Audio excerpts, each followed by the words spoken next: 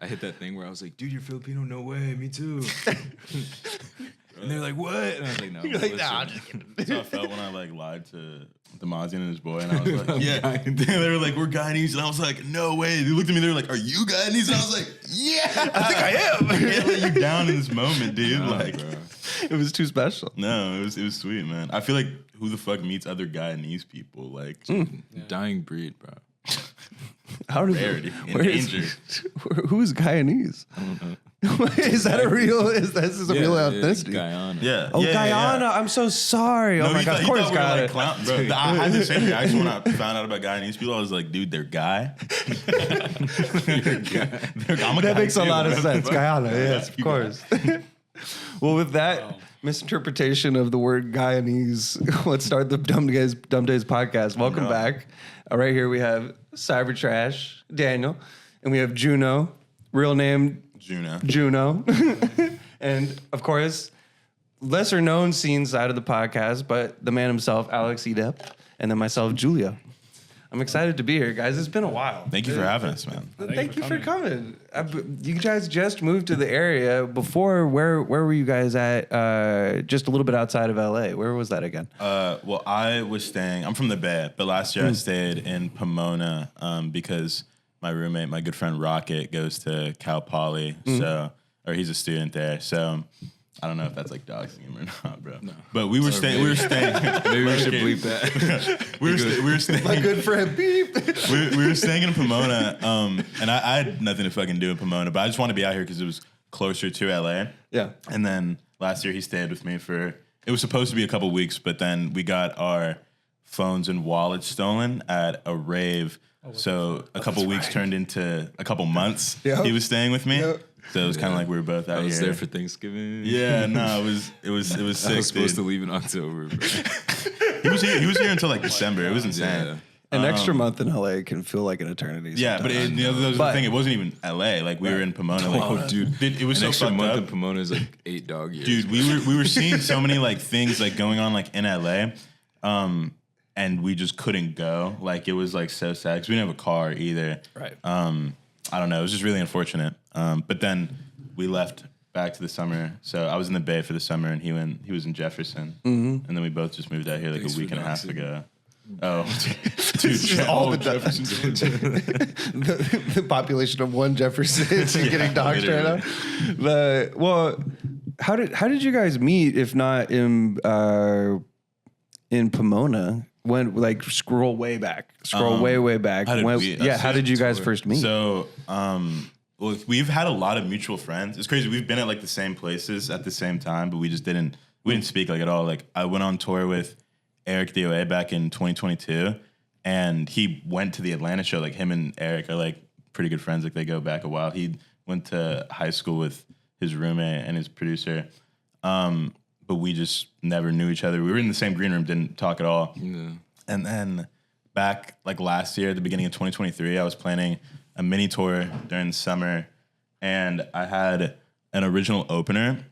Like one of my friends that was supposed to go with me, and then they dropped out like probably a month before the tour, and I was like shitting my pants. I was like, dude, I'm fucked. And then my friend Benji was like, we were going over like other options, and he was like, what about Daniel? And I was like, I don't fucking know that guy.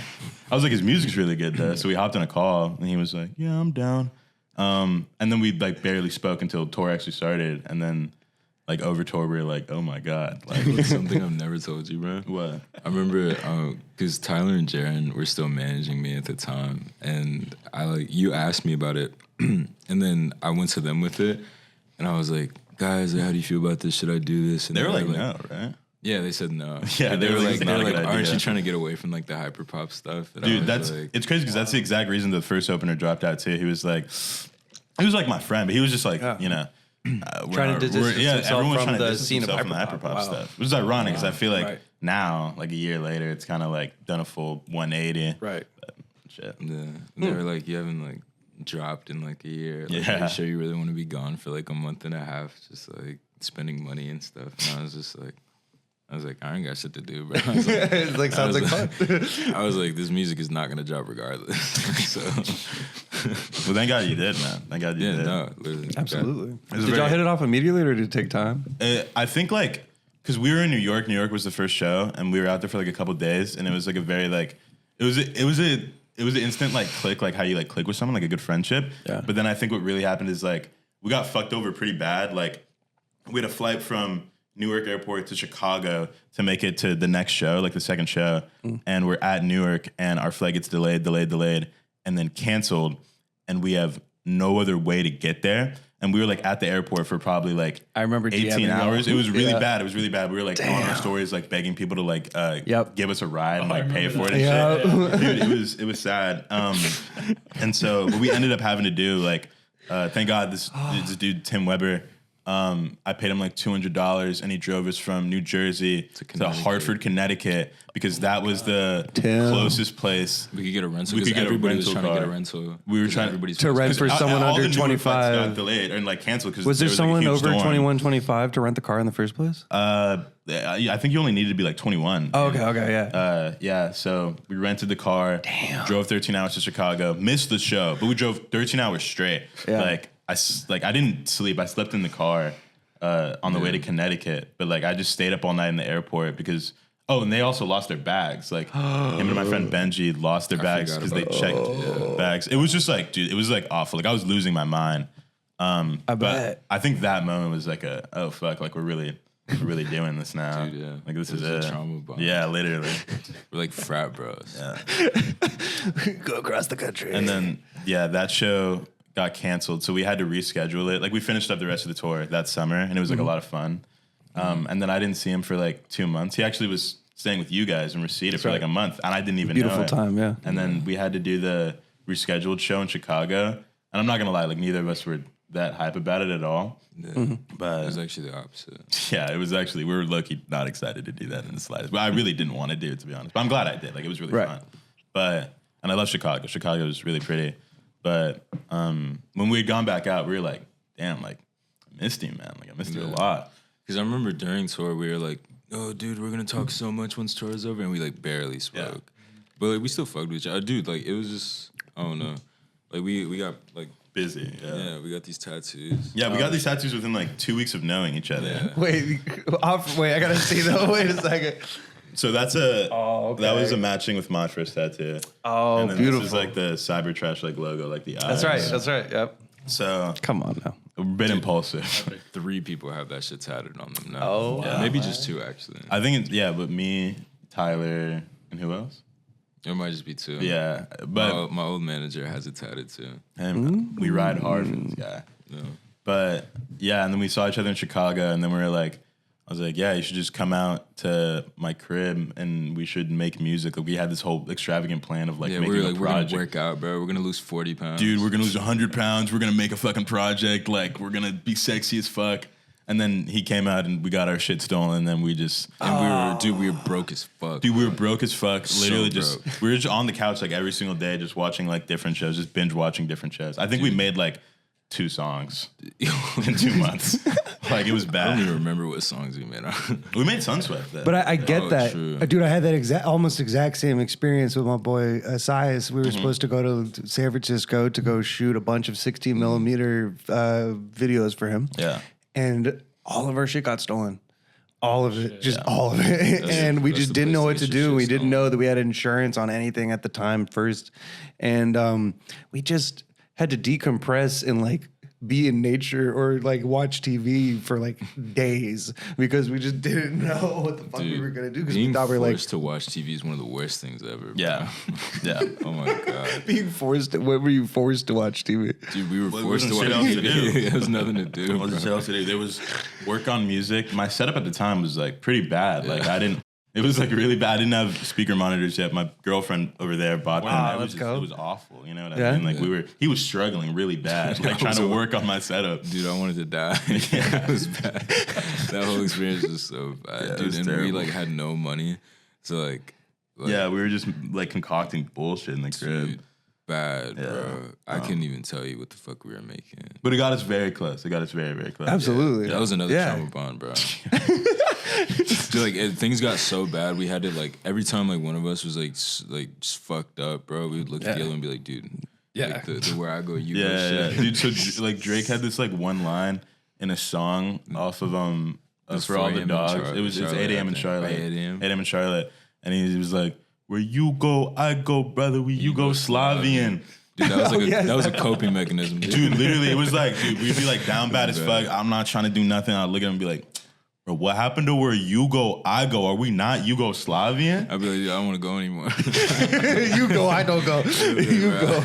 Yeah. It's an effective tool, bro. It's an effective, yeah. Dude, because then it's like you don't want to bitch out. You know what I'm saying? Exactly. Like, you have to go. It's literally like a band for band ass thing. Yeah, we still say that shit sometimes. Usually it's like him saying it because I'm like, I'm bad. You're not trying to go nowhere, bro. I'm not trying to go nowhere, bro. I'm not trying to do that. Yeah. Like, who are the early influences and even current influences from the actual scene as well that even made you want to make the music you do now? I feel it. Yeah, I mean, it is a me question. He's not really. No, it's okay. Like, Not a big hyperpop. not a big guy. hyperpop guy. No. Lucky that you came into the scene. Though. Because I feel like you do get roped in quite a bit. Yeah. And I don't have an issue with it. Yeah. Well, how would you describe that before we like delve into that? Yeah. Like, Really, like, my being you roped into I think hyperpop I don't a little know. bit. I feel like you have an interesting story about it. I feel like in my head, the way I see my connection to, I guess, like the term hyperpop, it would be more with the community and not necessarily. I don't particularly align with the genre. With the genre, as I much, feel like 'cause that's it- always what it is. Though. Yeah, because it doesn't feel like I've never had any interest in making hyperpop, Yeah. and then not to like on some disrespectful. shit, No, you know no, what I'm of saying? course 'Cause not. No, Wonderful genre. it's like when people sing and they get roped into rappers. I feel like it's just not much of Yeah. a genre, though. No, I feel like it's much understand. more of it's a- always been the community. Yeah. But I think that's where like my alignment is, like with the community, because there's so many great people, Yeah. and there's so many people who like literally like, changed my life. Like, No, it's good. Yeah, no, it's because it's more about the community than it was about the genre Yeah. itself. Yeah. Wait, what was the first question? Well, I was gonna ask actually just specifically more on the hyperpop side, like who were early influences, and did they have anything to do with something that sounds anything like hyperpop? Yeah, I mean, I really found it through Eric. Like Eric was like the first person I found, like, period. Because I found him when he was still like a SoundCloud rapper more, like back in like 2019 when he was like really really small. And I just kind of kept my eyes on shit like that. Like I was really into the underground rap scene. And it was probably like my freshman year of high school. And then I was just watching it, but I was like out in the real world, like doing shit. I'm not gonna lie, I wasn't like as online as a lot of other people. Did you not grow up online? I did grow up online, but I didn't grow up in like online communities or like music communities. I'm not gonna lie, like the scene, like the hyperpop scene was probably the first like music community that I'd kind of found myself in. Like I had like online friends like here and there. And it's kind of funny because obviously it's really small. It's a very small community. So there's a lot of people I knew back then, probably in like 2019, 2020 that like pop back up now. Because there already was a scene. There already was like a friend group forming of like Eric, Glaive, Curtains, Angelus, like stuff like that. Like a lot of those people. And then I kind of just found myself in the thick of it. Like I was inspired by the music. And like I got really lucky because I was essentially a fan. Like I was an outsider. Yeah. And then I became friends with like Ash and then a lot of other people. And they kind of just took me in. I was very grateful for that, really lucky. And then shit didn't really like start to like pop off because you could kind of feel it bubbling. It was weird. It was like an energy at the time. Like you could like feel something coming, like a moment, you know what I mean? Right. That like, honestly, I guess like never really reached like the volcanic moment that I guess everyone probably thought it was going to be. But it got pretty close there, probably in like the middle of 2021. I think it was really like COVID, to be honest with you. I think it was like you feel something bubbling, but you can't. I think live music is really important for like the culture of scenes. You know what I mean? Like the translation of like in your room, like listening to music to shows. I think that's why artists like, you know, Opium or like underground rap does like really well now because they can drop shit and then tour and then it's like a whole new experience with it. And it makes it another moment. But when Hyperpop was probably at its peak, or like the scene was in its peak popularity wise, in like 2021, people couldn't really do that. Like the first tour that anyone did was like late 2021, and it was like Eric and Ash and Alden and Edgar. And it was probably like 6 shows in like pretty small venues. And then Eric and Ash both did headline tours like the next year. But I don't know. I think now it's having a little bit of a comeback. Or like I think everyone's kind of reached a more authentic place like musically and stuff like that. And I think that has to do a lot with live shows and like new experiences and stuff like that. I think all of that is really, really important. That probably branched off a bit from the original. No. But I always thought it was like, as a fan of the genre, like 2020, I thought it was so interesting that like it felt like kind of what you were saying. It's like you couldn't go to live shows, couldn't do whatever, people are stuck in their rooms, so they're like blasting like this like crazy Yeah. music. Yeah. And it has all this energy and all this sound, and like it was so interesting just during COVID, like To feel something. yeah, to feel something. But it was Because like the production has always and it been was, like, so, yeah. all those like shows, like the Zoom shows, like everything, like it was all webcams and Yeah. those kind of raves, and that like Yeah, that I whole always thought time, that shit like- was really cool. I Yeah. thought that shit was like insanely. I don't know. It's a very like human spirit esque like.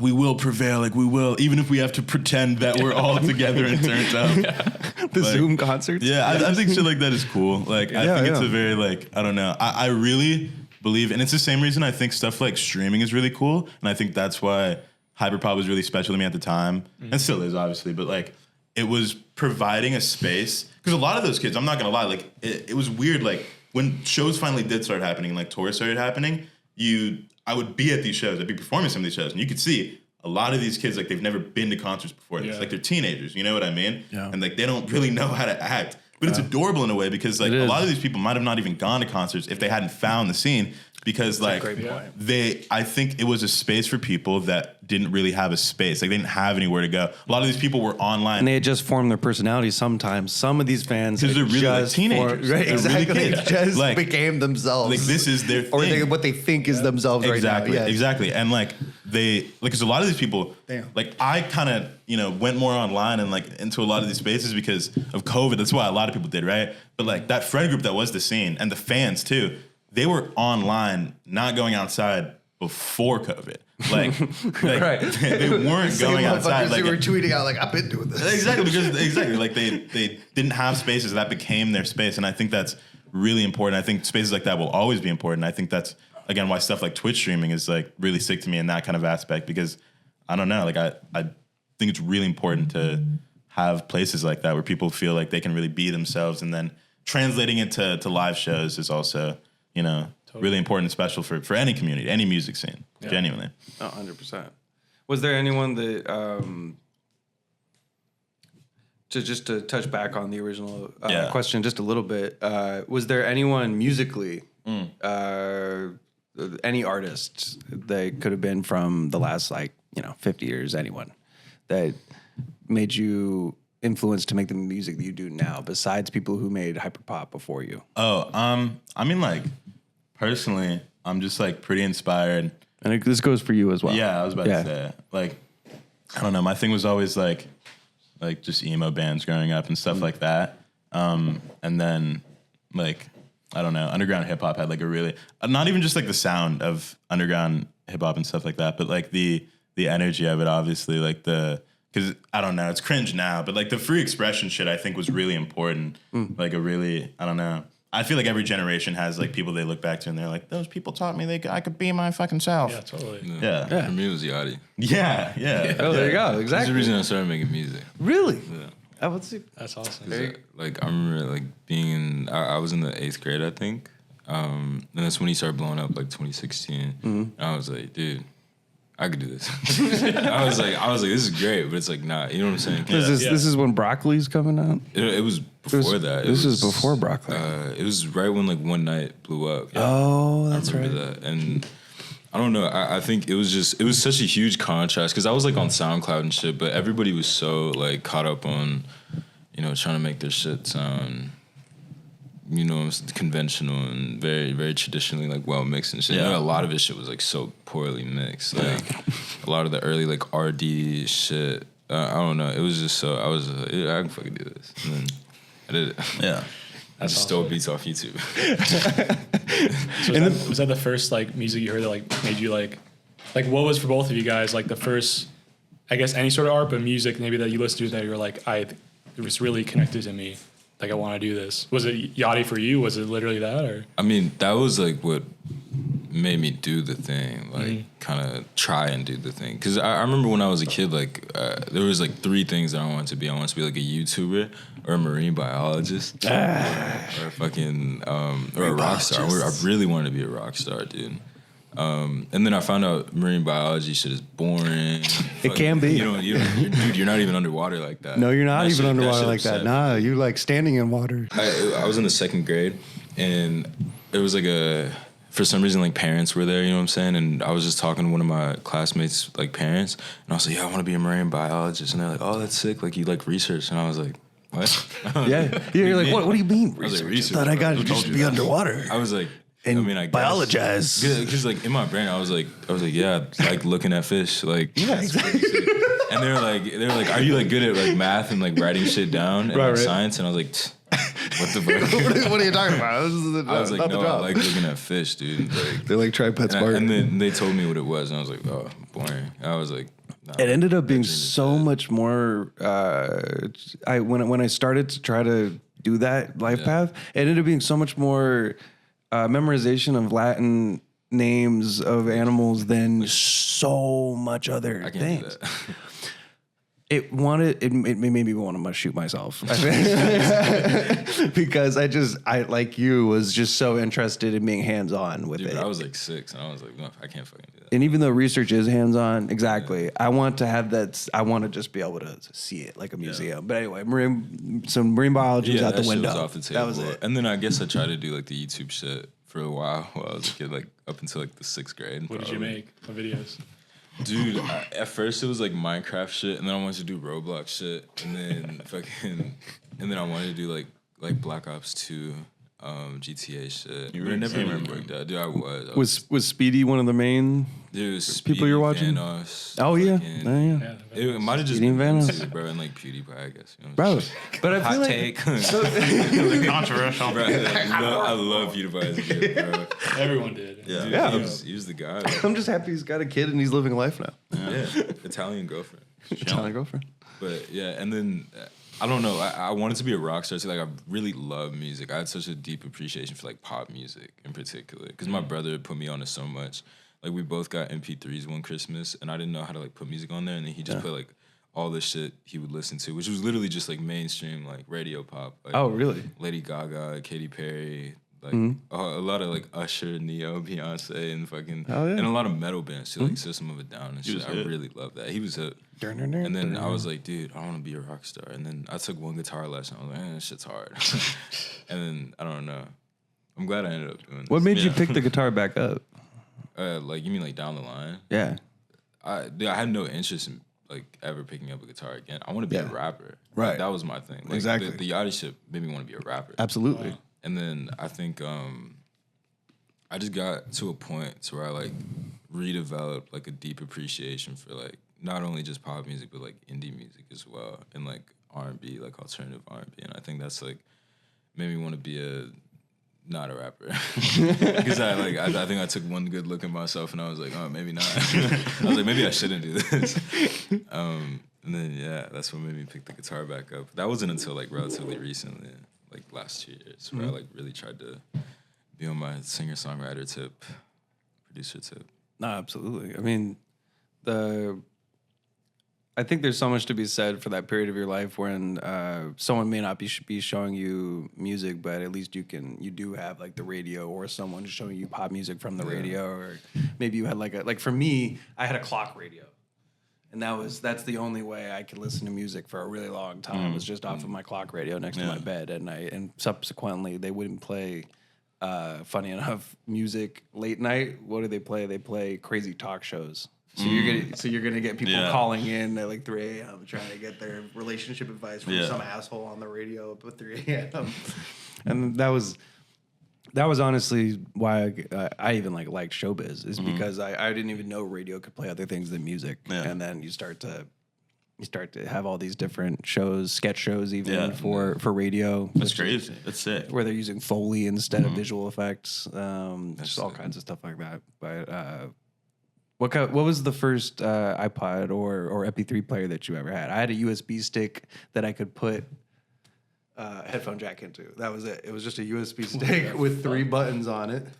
How? And it just had 3 buttons. It had play, it had skip, it had back, and play was pause and play. And then it had a 3.5 millimeter headphone jack that fit into it. And then you would just load it on by plugging it in. That's sick. It was a really fucking old one. And you had to remember the sequence. Yeah. You know what I'm saying? Like 1, 2, 3, 4, 5 skips to figure out which song you're about to get to. No, that's crazy. I'm not gonna lie, I'm young as the fuck, bro. Like I'm young as the fuck. Did I just date myself? Nah.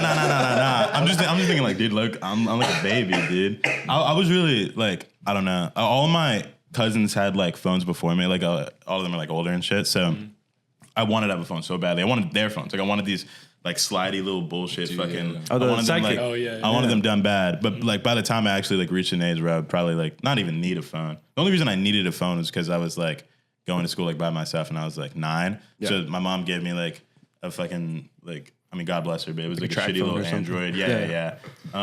And like we didn't have like Spotify or Apple Music.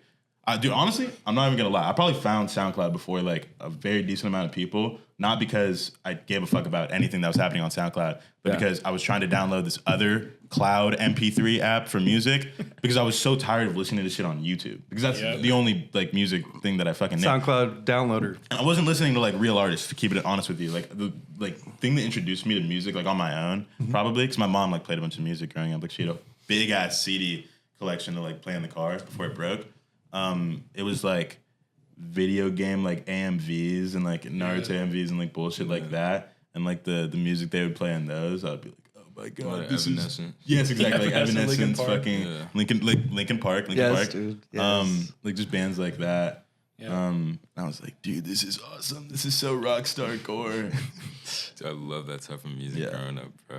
That's what I like. The way I started doing video shit was making AMVs to that. Dude, Like exactly. when I was like 8, like making on a Windows Movie Maker, like taking Naruto and putting Evanescence or like Linkin Park, and just like making like really shitty edits. Dude, shit like that put me on the music like so hard, and like you know some like video game soundtracks too. Like I was a really big Sonic fan. Like I was a huge Sonic Adventure fan, and a lot of their like soundtracks at that point was just like they were trying to get like the young like skater audience or some shit. So they started like using like punk bands and shit. And I was like, oh my god, this is fucking awesome, dude. It like laid a lot of roots, I think, for what I would later like get into. Yeah, absolutely. I was talking to Angel. He was on podcast last week, and Angel Roscoe, and his first MP3 player was his PSP. Oh yeah, I remember hard. those That's hard guys as that fuck. would carry it around. And so he would pirate the music and then just put on his PSP and listen that way. Dude, That's I awesome. was too PSP. young to know how to do that. But I had a PSP too. That shit was like I'd Family Guy like season 3 on it. That was sick. My mom didn't know. Oh Dude, you were no, sneaking she it? wouldn't have wanted it. How old are you guys too, by the way? Yeah, I'm 22. I'm 19. Oh shit. Okay. Yeah. I'm 25, and you're I'm 27. holy shit. I know. I just turned 27. It was a meeting of the minds for sure. is. You were gonna say It's a meeting of the generation. that was your Literally. first MP3, but mine was like a CD baby player boots. and having to carry the CDs. The CD. I remember the Like, compact that's what CD I would player. have to do. Yeah, And then I 100%. eventually got an iPad or iPod, like the first generation maybe. Yeah, but, yeah. like, that was like, and then having to like stick to like, unless you made your own tape, having to stick to like one album or like one thing, Yeah. like and take that with you for the day. Oh man, I kind of miss it, the old ways of listening to music, because now I feel like I have. Well, no, I don't miss it at all actually, because I can get everything in my pocket. But I remember I kind of missed that MP3 player though. It was a cooler MP3 player than I was giving it credit for. It was like a party gift thing for my mom, who worked at Lucasfilm at the time, and like it was just like a party favor, and she gave it to me because she listened to music in the car, and that was it. People would love it. It's like minimalism. Just Yeah. like, just like you, like that's sick though. I've been thinking cool about getting an shit. MP3 player, but it just seems so like Well, it's like getting Some that brick. hipster ass. Have you seen Brick Phone? I don't want to do anything. like the simple phone. The simple phone, yeah, stuff like yeah, that. yeah. I've considered it. I've very much I feel like considered everybody getting a brick considers phone. it. Yeah. Some people go through with it. Like Benji. Like some people can't get off of certain apps. Like Dude. they really cannot do it. Yeah, wait, now that I said, dude, I don't know, it's kind of crazy. Like, one of my friends, like, recently, like, they decided that they were, like, I don't know, like, for the past couple of years, they'd really been getting into, like, cybersecurity and, like, you know, like, getting off of, like, big tech and shit like that. And, like, I'm not gonna lie. What's I thought their it was, perspective? What do they know that we don't? I don't fucking you beats me. Like, they tell me about it, and they're like, yeah, Apple security is, like, really dog shit. I'm not gonna lie. Kind of thought they were a lot of hoopla for a second. Like, I thought they were just talking, you know? Yeah. Right. And then, dude, one day, like, I have their location and shit, right? Like, on, like, Find My iPhone. It just stops. Like, it just stops, right? Uh-oh. And I was like, the fuck? And it was frozen there for, like, 3 days. And I finally saw them in real life, and they're like, oh, yeah, like, I ditched the iPhone. Like, it's done. Like, it's in a ditch. I turned that bitch, yeah, like, I threw it away. They picked up, like, a Google phone that they, like, jailbroke or some shit. So it's not even, like, on the fucking thing. It's so strange, and they don't use like messaging app. They don't use like text messaging. They have like this like app, this Telegram encrypted. Yeah, like Signal. Like Signal. It's Signal. Yeah, No Signal. shit. It's Signal. You sure they're not selling drugs on the dark web? Dude, they're really not. It's so crazy because they're not doing anything. Like I would be honest if it was like, yeah, and they need to do that for hush. No. I know they're not. They're just like a regular person who's like, I'm done with it all, dude. Damn. And I was like, shit.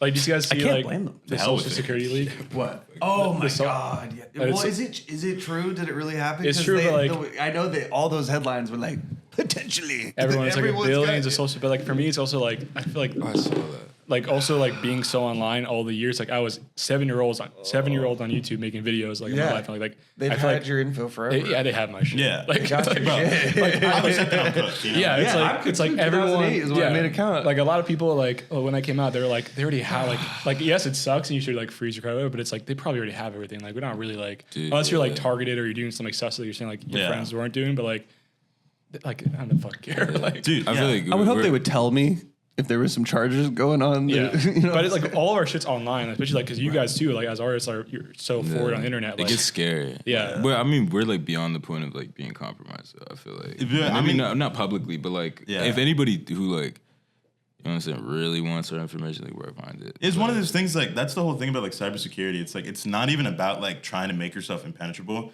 Because I've also met like, you know, what is the name for good people? Black hats or whatever White the fuck? hats. oh, Isn't you're it talking white about hat? ex-hackers. Yeah, like do ex-hackers, good- the ones like the good guys or whatever. Yeah. I've known some of them. You know what I Yeah. mean? Dude, the thing is, like, if someone wants to get into your shit, No, they like, can do and it. they really want to, They'll just do it. you're not Yeah, going to do right. anything that's actually going to stop them. You're just trying to slow them down to Mm-hmm. the point that they're like, oh, I don't want this guy. I'll go pick another Yeah, if idiot. it's like too much. Because at the end of Yeah. the day, you're not smarter than those guys. No, you're not. And no, bro, there's no like infrastructure for you to actually like block it. You know, like Yeah. you're just fucked if you're really cooked. I'm already cooked, dude. Yeah. I have like a $10 charge on my card for Uber Eats like 5 times a month. Bro. It's bad. It's over, dude. It's like random. It's not a subscription because Wait, it's you're saying random. someone else charged Dude, your yeah, card? like Oh, no. enjoy Cancel. the food, I guess. It's whatever. You don't do anything about that. I'm scared. Like I don't even know how to like dispute that. You know what I'm saying? It just happens. I'm just like, I guess. Like, Probably just make a change. It's on me. I'm just like, enjoy your food, bro. Like, Enjoy your Turn trip it to up. Japan. it's like $10 exactly each time. Yeah, I'm just like, is it multiple times a month? Oh, sometimes, yeah. no, it's like twice a Daniel, month, maybe. Daniel, I think you paid for Uber One. Yeah, I was about to say. You might just I'm not. No. I'm not. I'm like 99% It's DoorDash, sure. it's you're- DoorDash. I think you pay for like the nicer DoorDash. Yeah, I don't though, because I don't use my own account. I don't have an account on DoorDash. Someone has signed you up to be Maybe the you know premium what it might DoorDash be. account. I think my card info is on there, and I think sometimes it charges it to that card. But even then, that wouldn't make sense. I don't know. It's we're not whatever, hackers. We bro. don't know. $10 is nothing. I have you ever seen that Gummo interview on Soft White Underbelly? It's another great channel on YouTube. I do watch Soft White channel. Underbelly, but I've never seen that one. Gummo is a black hat hacker that has 2 different episodes, and both of them are 3.5 hours long. Yeah, and he just kind of breaks it all down from the beginning of like how one becomes someone like that, and especially of his stature. He's someone who's been doing it since he was 15 years old, phone freaking. And now he's like 65, Dude, multi-millionaire off of Phone freak. What is phone freaking? It's just we get really freaky over the phone. No, no, the phone freaking is what we used to do back. Not we. Sorry, what? No, phone freaking Got something you want is to tell what. us? You Back in phone the freak? day. No, basically, phone freaking is hacking the phone lines, and AT&T ran most of the, or if not all of the country's like ground lines for a really long time. So all the boxes. All the boxes on all the poles, Yeah. you could get into them, and you insane. could also, I believe, do it from your own home as well sometimes. But you could figure out how to make long distance calls for free, and it was like a big deal for a lot of people at the time. It's fucking awesome, dude. call It's you so from crazy across the how Cooked. it's so insane how like obsolete shit like that is like Yeah, not even that much long later. 100%. It doesn't even matter anymore because you can just text anyone in 2 seconds across the world. I don't know, dude. Like, I'm really glad my job is music and not whatever the fuck that shit is, bro. That seems a lot harder. Yeah. Well, it's just, I also wondered to myself, like, if not making an art for myself, what would I be doing to fulfill myself? Yeah. Like quite literally, I don't know. Like I get enjoyment out of like a lot like hard labor, but like I don't think I could do hard labor every single day and still feel takes really a toll happy. on you. Yeah. Right? Yeah. It's but like what would the besides marine biology? What was the other career path? Yeah, I want to be a rock star or a YouTuber. That's right, the YouTuber. You're on the path to rock Did you star. ever Hopefully. did you ever did you ever make a ton of YouTube videos? Did you ever bank it all as a kid, or were you just making them for fun? I've like never been committed to anything in my life. Dude. I think I probably made like a handful of YouTube videos and I was like 20 views. I was like, I should die. Like I'm horrible. Like 6 years, I just gave up. Probably, I don't know. I've never like been like a super like motivated or like driven person, which is why it's nice having somebody like him because it's like I don't know. No, sometimes you need that jump start. I'm so serious. That's something I miss now that I live alone. We were talking about earlier when we had the house before. Is like I used to get really motivated if I wasn't feeling super conducive to making something you're that surrounded day. by so many people who are Yeah. There's like several other people around that I could be like, look, and they'll be like, whoa.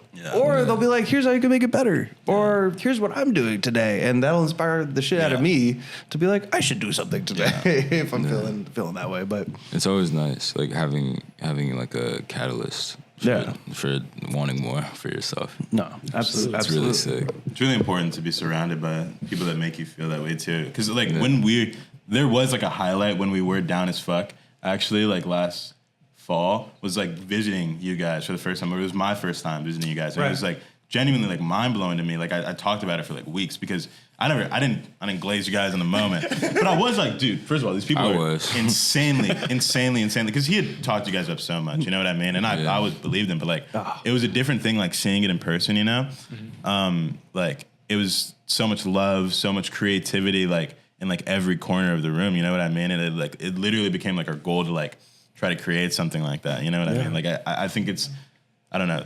My priorities in life are literally just love and creativity and making sure there's like a coffee machine wherever I live. You know what I mean? A little bit of caffeine. Exactly. Don't talk to me till I have my morning And I feel coffee. like what were you saying? I said, don't talk to me till I have my morning coffee. Oh God, bro. We're like You're gonna get soccer some moms. fucked up live, laugh, love shit around your house. I already know. We need some. I was gonna bring formats. some from home. My mom has a bunch. Come on now, you gotta get the the cursive writing on the doilies Dude, and everything. there's a bunch back home. What were you gonna say there? Sorry. I was gonna say that that like usually you were saying that like life is all about loving, making what you want to make, and then some coffee. Yeah. There's like few prerequisites and community, at least the communities that we've been able to have and be a part of, and the prerequisites are quite literally: are you fun to be around? Are you a good person? Yeah. Do you make cool things? Yeah. That's it. Those are the three things. That is it. Are you a good person? Do you make cool things? Are you fun? Yeah. That's it. I feel like I don't know. It's so. I feel like that is just so important. Like it's like so important. Like that's the thing I've really I think realized probably in the past like year. I've talked about it like a lot, like with like other people. But it's like I think community is probably like the most important thing because it gets really easy. I think especially in like music or really any entertainment space to feel like this shit is a rat race, you know, and that like you're in it alone or like. And I get it because like or you get discouraged because of that feeling. Inherently, like. I understand it. It's a very negative way to look at it, but like, if you see it the way, like we're in competition for an audience's time. You know, that's like the thing that like we want, and you know, because if someone's listening, there's only 24 hours in a day. And if someone's listening to my shit, they're not listening to his shit. So it's really easy to be like me versus you, and people get like really in their fucking heads about it. If someone's listening to my shit, they're not listening to your shit. They're not. They don't have 5 different screens up. You know, watching different things. Like, so it's really easy to be like one song at a time. It's really easy to feel like you know these people are, but art just isn't that. Art isn't that to me. You know what I mean? Like, and community can't be that. Like, community can never be that. It can never be based in numbers. Exactly. Never. It can't be numbers. It can't be like, dude. It's just, and that's like LA. I think especially like had that feeling for like a while for me where I was out here and being like. Dude, none of these people like each other. Like, this shit is, like, blowing me bad. And then I met you guys, and I was like, oh, my God, there's people that come out here, and they're not like that. You know what I mean? Like, they're actually kind to each other, and they lift each other up, and they all do different things, like, different mediums. Like, you were doing videos, and, like, people were doing music and, like, producing and singing. I was all like, kinds of things. I was like, this shit could be a sitcom. Like, this is awesome. Yeah. It felt that way. That's literally like, remember when I was telling you about it, I would not shut the fuck up about you guys. Yeah. I literally wouldn't. Like, because I don't know. I've had such a interesting like relationship with like this city, and I think after having a moment and then feeling like everybody cared about me, and then you know what I'm saying, the moment passes and it feels like nobody cares about me. I think meeting y'all, especially as a result of something that like kind of reinforced that feeling that nobody gave a fuck about me, because that's how I ended up at y'all's house, because something just happened, or something had happened, I needed a place to stay, and then I stayed with y'all, and then I met all of y'all for the first time because Curtis brought me there, and then like I don't know, seeing the dynamic between all of y'all, it was like really special, and you guys like cared about me, like we didn't even know each other. It was sick. Me and Mike were literally talking about that shit the other day, like like that it was the morning that I woke up and it was just him and Max and me in the crib, and they could tell I was like anxious and antsy and shit, and they're like, you want to go to Malibu? And I was like, I had like never been to Malibu before, and then they took me, and then I had like a show that same day, but it was just like, and then me and Mikey ended up getting so close, and it had nothing to do with music. Right. We just bonded, and it was like so different from like everything that I'd been exposed to out here, like it's so different from any like dynamic that I had with anybody out here. It was just so special. That's why I was gagging on it when I was talking about y'all. So I was blazing so hard. Like that makes to him feel... especially, because I love him so much, and I was like, dude, like you need to like come to this house, bro. Yeah. Like you need to meet. I was like, you need to meet Mikey, because Mikey by that point had already meant so much to me. I was like, you need to meet Giulio. You need to meet Max. You need to meet Paco. Like, I don't know, all great, man. Dude, that makes me feel fucking so warm, because that was like the whole point of when people did come to the house, is like they need to feel like it's because we were far from everything, right? Like we get that, and as people who have lived like further from where you do now, you get it's like it seems far to people who live in like the more proper LA, I guess. And when we lived in Reseda, we just wanted to feel like a sanctuary of sorts, and so. At the best we could, we would always try to make everyone feel extremely welcome, as long as we could tell that they were good peoples. You know what I'm saying? And we were so happy that you had come to the house, because honestly, that week, for some reason, we had been in like I don't think I ever told you this either. That week you had come, I think we had just been like bored. Things were just not going on for some reason. And you would come and it was like, yes, friends. We got to go. Yeah, we literally got to have sleepovers for like weeks, and it was wonderful. And like that was always like the joy of living in that house, was to be able to have wonderful people like you come through and just spend time with us. It's awesome, because it wasn't like planned or expected. Like I didn't know anybody. Curtis was the only one I knew, and he was barely there. He had so much going on. How did you meet Curtis?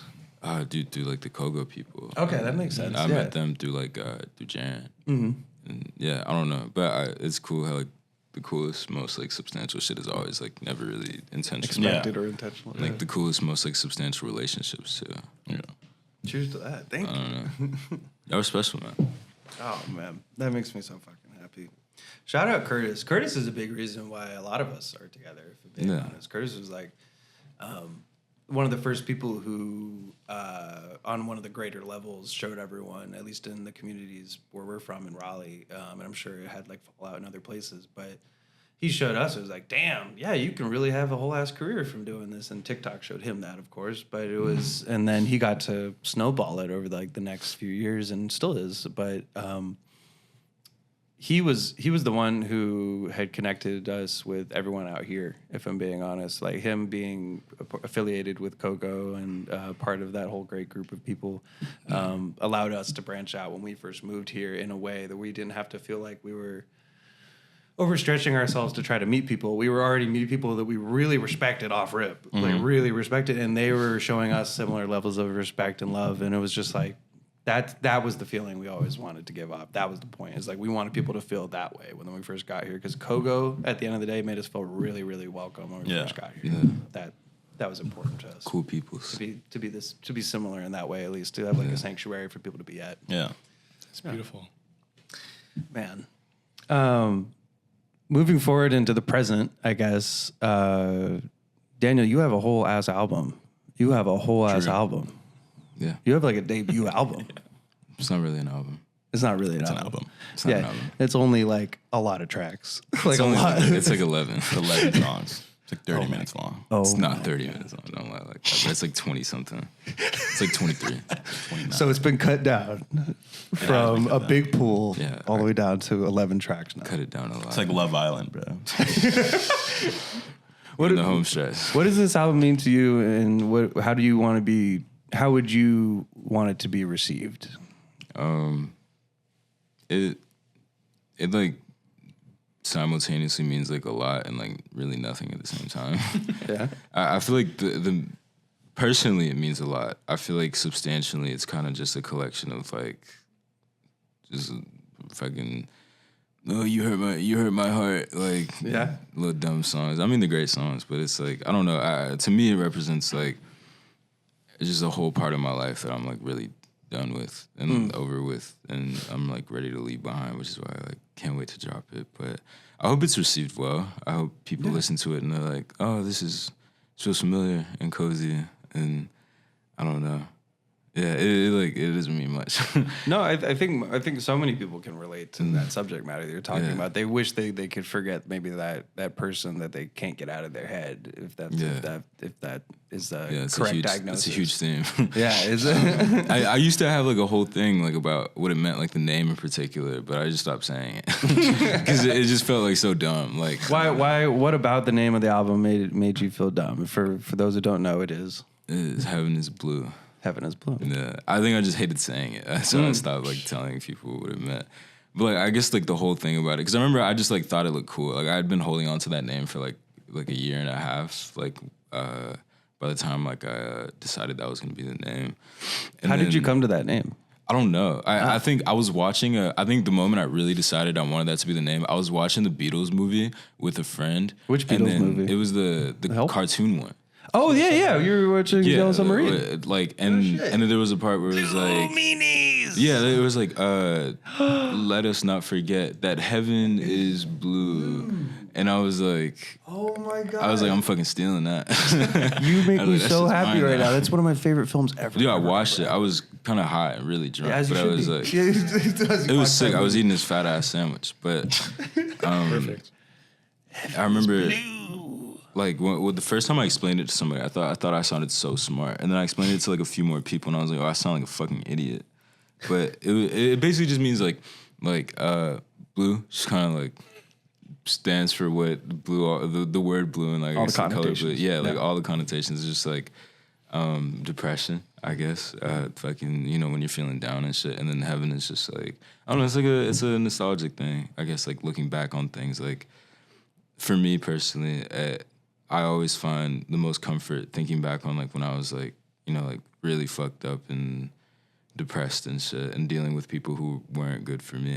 Or for some reason. I don't know why it's always like so comfortable thinking about it. Like times, and especially in 2020, like where I was like messing with this one person, or like we were dating, and it was just like it was like COVID, it was lockdown, and nan going on, like absolutely fucking nothing. It was so depressing, but it was like comfortable. We were doing nothing all day. It's comforting Yeah, to have a it's partner in the like the what if era Yeah. that was. And then like it just seemed I noticed that it was like a recurring theme within my life, like constantly thinking back on like old stuff, and like usually like none of it's good. Like it all ended in a way that probably was not good for my brain. But it's I love thinking back on those times because like hey, like I guess like I'm an artist. It's like what we do. No, I mean that's the whole thing. Yeah, it's reflecting. like it's nice to look back on, I guess, for inspiration's sake, but also like thinking back on it. Like I think there were so many times where I was like dealing with people who weren't good for me, but I would have much rather had that than nothing. That's you know true. What I'm saying? And Do I you think that's you would like have cannibalized yourself? If you- cannibalized, You know what I'm saying? or just like if I was like completely Yeah, alone. completely alone. I mean, it probably would have just been nothing. Like, So you wanted to feel something rather than nothing. yeah, and I think that's like the whole point behind it. Like heaven is like all those times that like probably weren't the best for me, but it was comfortable and it was just like I don't know, it's a cozy thing. No, I like that. It's a I'm glad comfort you thing. came to that. Yeah, no, that's beautiful. Yeah. It may not have been the best for you, but it was cozy. Yeah, and I always like think back to those times, like not even just for the music's sake, but just like personally, I always, I like never really forget anything. No, but like so much of the album that I've heard so far is, I don't want to speak on it too much, of course. Let everyone have their own relationship with it, but it was at least cathartic for me. It was I very appreciate cathartic that. to hear the tracks that especially just talk about like trying to move past and of course you were saying, oh, there's little stupid, like, oh, you hurt my heart. Like, but it's true. You just feel that for longer. That's the feeling that I feel like stays with people longer than most feelings. It's like you hurt my heart.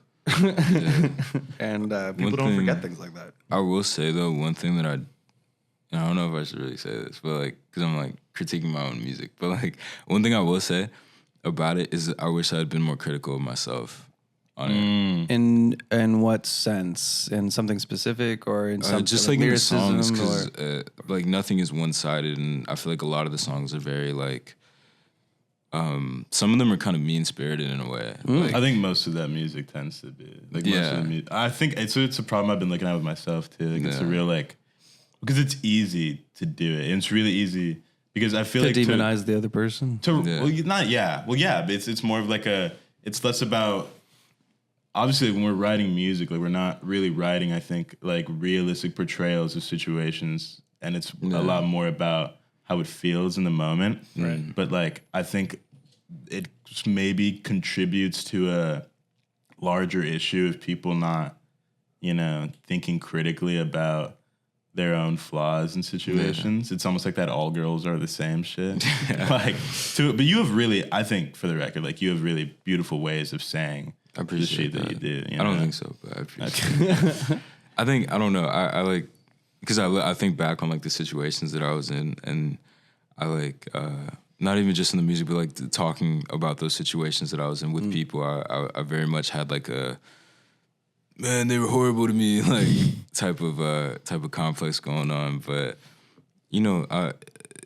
like turmoil is turmoil, and no matter what the motivation. I don't like I was like bad too, and I wish I'd like expressed that more in my music.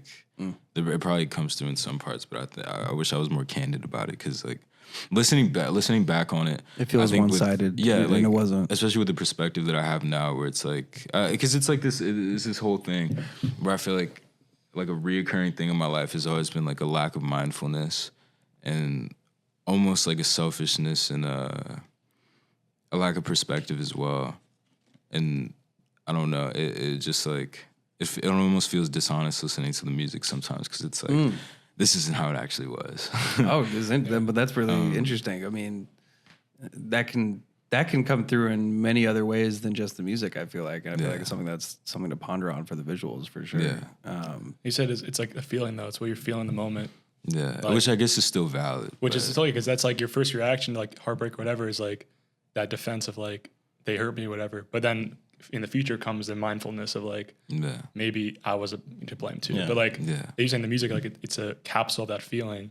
So then maybe in the future, your next album, you can write a song about how you realize you maybe were too one-sided. I'm a piece of shit. I hurt your heart. It's super interesting too because of like the heaven is like the whole like nostalgic factor of it, or like when you describe it and like the looking back. I think like it's a really good point about how like our memories are super tainted. Yeah, just seeing everything with like rose-colored. Dude, rose-colored or like very negative gray colored glasses. You know what I mean? Like our memories are almost never ever, especially with like romantic, like emotional. Stressful things like that they're very, very rarely accurate. You know what I mean? To anything that was going on. Well, it's like you didn't reinforce all the great times. Yeah, after exactly. It all ended. You reinforced that specific window of time when it ended. Yeah, over and over and over. I mean, it's just human though. Like feeling that way. It's like, no matter how mindful you can be in the moment, you're still gonna get hurt. You feel that hurt. Yeah. I think there's that one. Are you guys, or I guess were, but fans of Injury Reserve? Do you remember that in that group? Injury Reserve, yeah. They had that one song about, I think on their last album they had together, about like how they like lied, or they were so one-sided about this feeling in one of their songs that was a complete lie. And looking back on it, they were like, fans come up to them and say, oh, like thank you for expressing this and feeling this way. But they were like, it was totally a lie. Like it was in the moment, like I felt this way, but really it's not actually how it was. And looking back on now, like I was completely in the wrong. Yeah. So it's kind of like different. But that's real though. It's human though. It's like, and it took that to even get to that conclusion. Yeah. But I think that's like any kind of art. I think, but I think music especially. Obviously, I don't make it, but from what I can imagine, it's like you feel this way. You go into you write the song because you have all this like feeling inside of you, and you're pouring it out. But it's like this capsule of like this feeling. It sucks too because I think. Like I don't want to speak for you, but I feel like music is a very like like I don't really have other like mechanisms, to release. So music like is the thing. And it sometimes creates like a bit of an unhealthy relationship with it because like it's like I don't know. I'm honestly it feels sometimes like an unhealthy coping mechanism because you're not really dealing with it. Like you're expressing it and it's relieving to put it into art, but I don't know. I've written a lot of songs that I wish I hadn't, and it's like unfair. Like sometimes it's really unfair music. I feel like it's like the narrator's bias. Yeah. You just kind of reinforce all these like things that you probably shouldn't reinforce. Exactly. And the music can't talk back. That's the other thing. Yeah. Like you say cannot all these things to a talk back. therapist, they can check you, they can like guide you. You're saying this shit into music, nothing's coming back except almost for the worst sometimes in our cases, like fans being like, because it becomes felt an echo this. chamber. like, oh my God, this And is then you're so like, was it real? real? Did it really happen that way? Because now all these people are saying that the value is created from this thing that may or may not have happened. And Dude, and it's so weird because you really do get a validation. Like, you write the song and you're like, oh, fuck them. And then you kind of think about it and you're like, bro, should it really be fuck them? And you meet all these fans and they're like, yeah, it was fuck them. Yeah, my girlfriend cheated. Yeah, blah, blah, blah. It's like, oh, dude, damn. Like, glad that did that for you, Like, and it's awesome. Like, it's good. Like, I think everyone should be able to build their own relationships with music. But, like, I really, really feel what you're talking about with the whole, like, Yeah. It like Damn, weighs bro. on me. yeah, it's a guilt. but I think that's okay because like he was saying, it's specifically of a moment, and it's okay to reflect afterwards and not do it on the track. Also, the fact that it weighs on you shows that you like have that mindfulness to even see that. Yeah. Because if you didn't, then it's like, oh yeah, then you get so stuck up in like that just feeling and like the validation too. Then it's like, yeah, I did nothing wrong. Yeah. And you just like it's like you're perfect. But it's like the fact that you feel bad shows you're human. Yeah. I think Kevin Hatcher had a song about that too, where he's like all the time he's like talk bad about his family and hearing them shout this lyrics back at him at the concerts, and it's all just like not true or lies or like he was the one in the wrong. And hearing that just like fucked him up. Yeah. I can imagine. It's gotta be, it's gotta be really It's shitty. heavy, bro. But it's just human though. But the fact that you feel that way just shows that it's like I think also from like a songwriter, like an artist perspective, songwriter's perspective, like listening back on my own shit, like, and this is stupid, but like I listen to it, I'm like, dude, I'm so whiny. Like, I'm like, holy shit. I'm like, dude, like even like a song like Play Pretend, it's just so whiny. Like Say You'll Never Love Again. I guess we're just stuck as friends. This is how, first of all, lyrics suck. But like, second of all, it's so like, I don't know, it's so like, shut the fuck up. Like, like shut up, dude. Like, I don't know, because it's like realistically, like if you read the lyrics, it's like so okay. Like you want to be friends. So like that's so cool. So for me to make a whole song about it, and then I don't know. it's a feeling though. I get it. It's a feeling. Yeah. I mean, hey, you talk about all the girls the same. That whole album. I mean, this is him complaining the entire time. Like, Dude, but I feel like- loved Juice WRLD. and I love that album too. It's I just feel like that's kind of how music is, especially music about love now. It's just so with the who's utmost still in amount of love? respect and love to everybody who makes that type of music. So I do. whiny. I still do. I was about to say, I have to challenge myself not to. But it's just so whiny. And But it's those are the like- strongest feelings sometimes, though. Yeah. Yeah, Especially when you're of growing course. up. Because you It's feel like- very wrong, you know what I Yeah. mean? Like the majority of people, like they feel so wronged in the moment, and like I don't know, like, and that's why it connects. Like that's why, Yeah. like you were saying, like that is oftentimes the music that sticks with people the most. It's a very long-lasting feeling. It's an emotional connection. And I- with it. Nobody So wants to I don't hear- know any other feeling that can last as long as like a heartbreak. Because feeling. you're always going to go back to it. I think like Right. it's going to be it's part of the human condition. You know what I mean? Like as a listener. yeah, I'm not gonna lie. It's pretty rare to be happy. Not like for everyone, but like. But for happiness most is like people, yeah. a lot of people, I think, yeah. And people want to hear songs that validate the way they feel. Like nobody's trying to Yeah, hear a true. song that's like, I was wrong. nobody wants to hear a song Yeah. that's like, oh, I'm upset, but maybe I should listen to my partner. Maybe I should listen to their perspective. Maybe I should go to therapy. Because nobody does. Like, nobody does. Like, Yeah. nobody wants to listen to music that challenges them to fucking approach their real life more differently. eloquently, They want a pat on the back, dude. Yeah, they, My partner. That'd be a hilarious song, though. like, oh, fuck, my heart hurts, but maybe their heart hurts too. Like nobody wants to listen to that, bro. Everybody wants to listen to All Girls Are Like the a Same. pure. Being that feeling, though. It's a very pure feeling when you're not like actually going through the gray area of which Yeah. everything is. Yeah. But Yeah. yeah. But for both, so you like, you guys say you don't have any other creative outlets. Are there ones you want to explore? You said you wanted to maybe do filmmaking. is there anything for you that you like want to like? That's right. You can see your what do you wanna do? your creativity expand into. Honestly, at this point, like I just want to get like super good at music. I don't think I'll be doing this forever. No, you know but what that's I mean? okay. But Yeah, like, that's what- if you had to cut off music if I had to cut off music, Today. yeah, it would probably be like literally everything else. Like it would be visual shit. But like, there's very few like. It was the plan was always to do something creative. Yeah. You know, music just ended up being like the vessel that worked out like the best and like the fastest. Well, not the fastest actually. I've been doing this quite a long fucking time. But like the one that like made me actually want to stick around. Yeah. Like there were so many other things I was gonna try. Not all of them creative. I wanted to be a stand-up comedian at some point. no shit. Dude, I'm not gonna lie. There was always going to be something that like I gotta go to the wanted. store down Yeah, there. like I wanted to be like did a too. fucking pro gamer. I wanted to be a stand-up comedian. And I think a lot of it, like I was a kid, so you could be, he's a fucking narcissist. But I think I really just wanted someone to like pay attention. You know what I mean? Like I wanted to be a stand-up comedian because I think I wanted people to find me fucking funny. And I was annoying. Like I was fucking annoying. I wanted anyone to pay attention. Like I was in theater as a jit too. Yeah. Like, you know, like I wanted to be a fucking YouTuber. Like I wanted anyone to just be like, and that when that first started coming to music, like I was a kid. Like I was like 15 when any of my music started like kind of doing anything for me. And like that first outside attention that was like, dude, like you're good at this. Like this song is good. Dude. It did so much for me. Like so much to my brain. I feel like music is one of the few things that shows you your potential like almost instantly. Like it like that gratification and like that keep going is like almost instant. Yeah. Because it really doesn't take that much. Whereas like other things I can imagine, it's like you really have to want it and like keep grinding for it. Whereas like that's how it was. There's just with no me platform music. for so many other things. Yeah. Like music, it was just like it literally took like a few people being like, oh, yeah, keep going, dude. But And I because was it like, feels so personal, especially in the beginning. And I know it feels personal the whole time, but especially in the beginning when you think that like word is law and that you can't mess up and like all these other things, and then you put it out and you're like, oh my god, they're gonna say something about it. They're gonna say something about it. And for someone to actually do that in the beginning versus now, because there's such a larger volume of it. Yeah.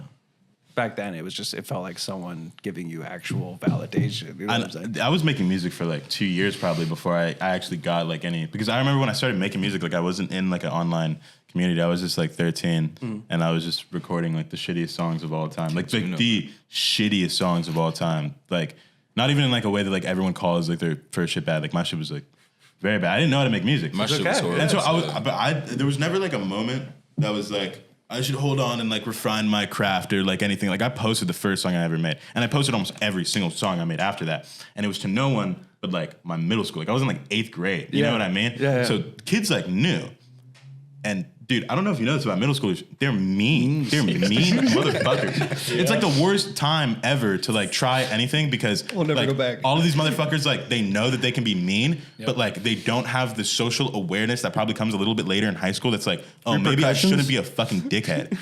They were dickheads. Like they would straight up told me like they'd see me in school and be like, yo, that shit is ass. Stop. Like, yeah, like you should stop. Like this is I had my friends, like, but some of my good friends in middle school being like, dude, like this is bad for our image. Like this is a bad insane rap. to hear This from is an a bad 8th grader. rap This here. is bad for bad our This image. is bad optics. Like we're getting looked at crazy. bad Like, optics. We're not getting no chicks, dude. no, You like release no music. one's fucking with us. Like it was art. So yeah, you pantsing homie down the fucking hallway was great optics for us, right? Nah, I was like, like, so then like 2 years later when like I found an online scene and like I was doing, it was still bad, but it's like slightly better shit. You know what I mean? Like, and for anyone like randomly on the internet to be like, oh, like this shit is cool.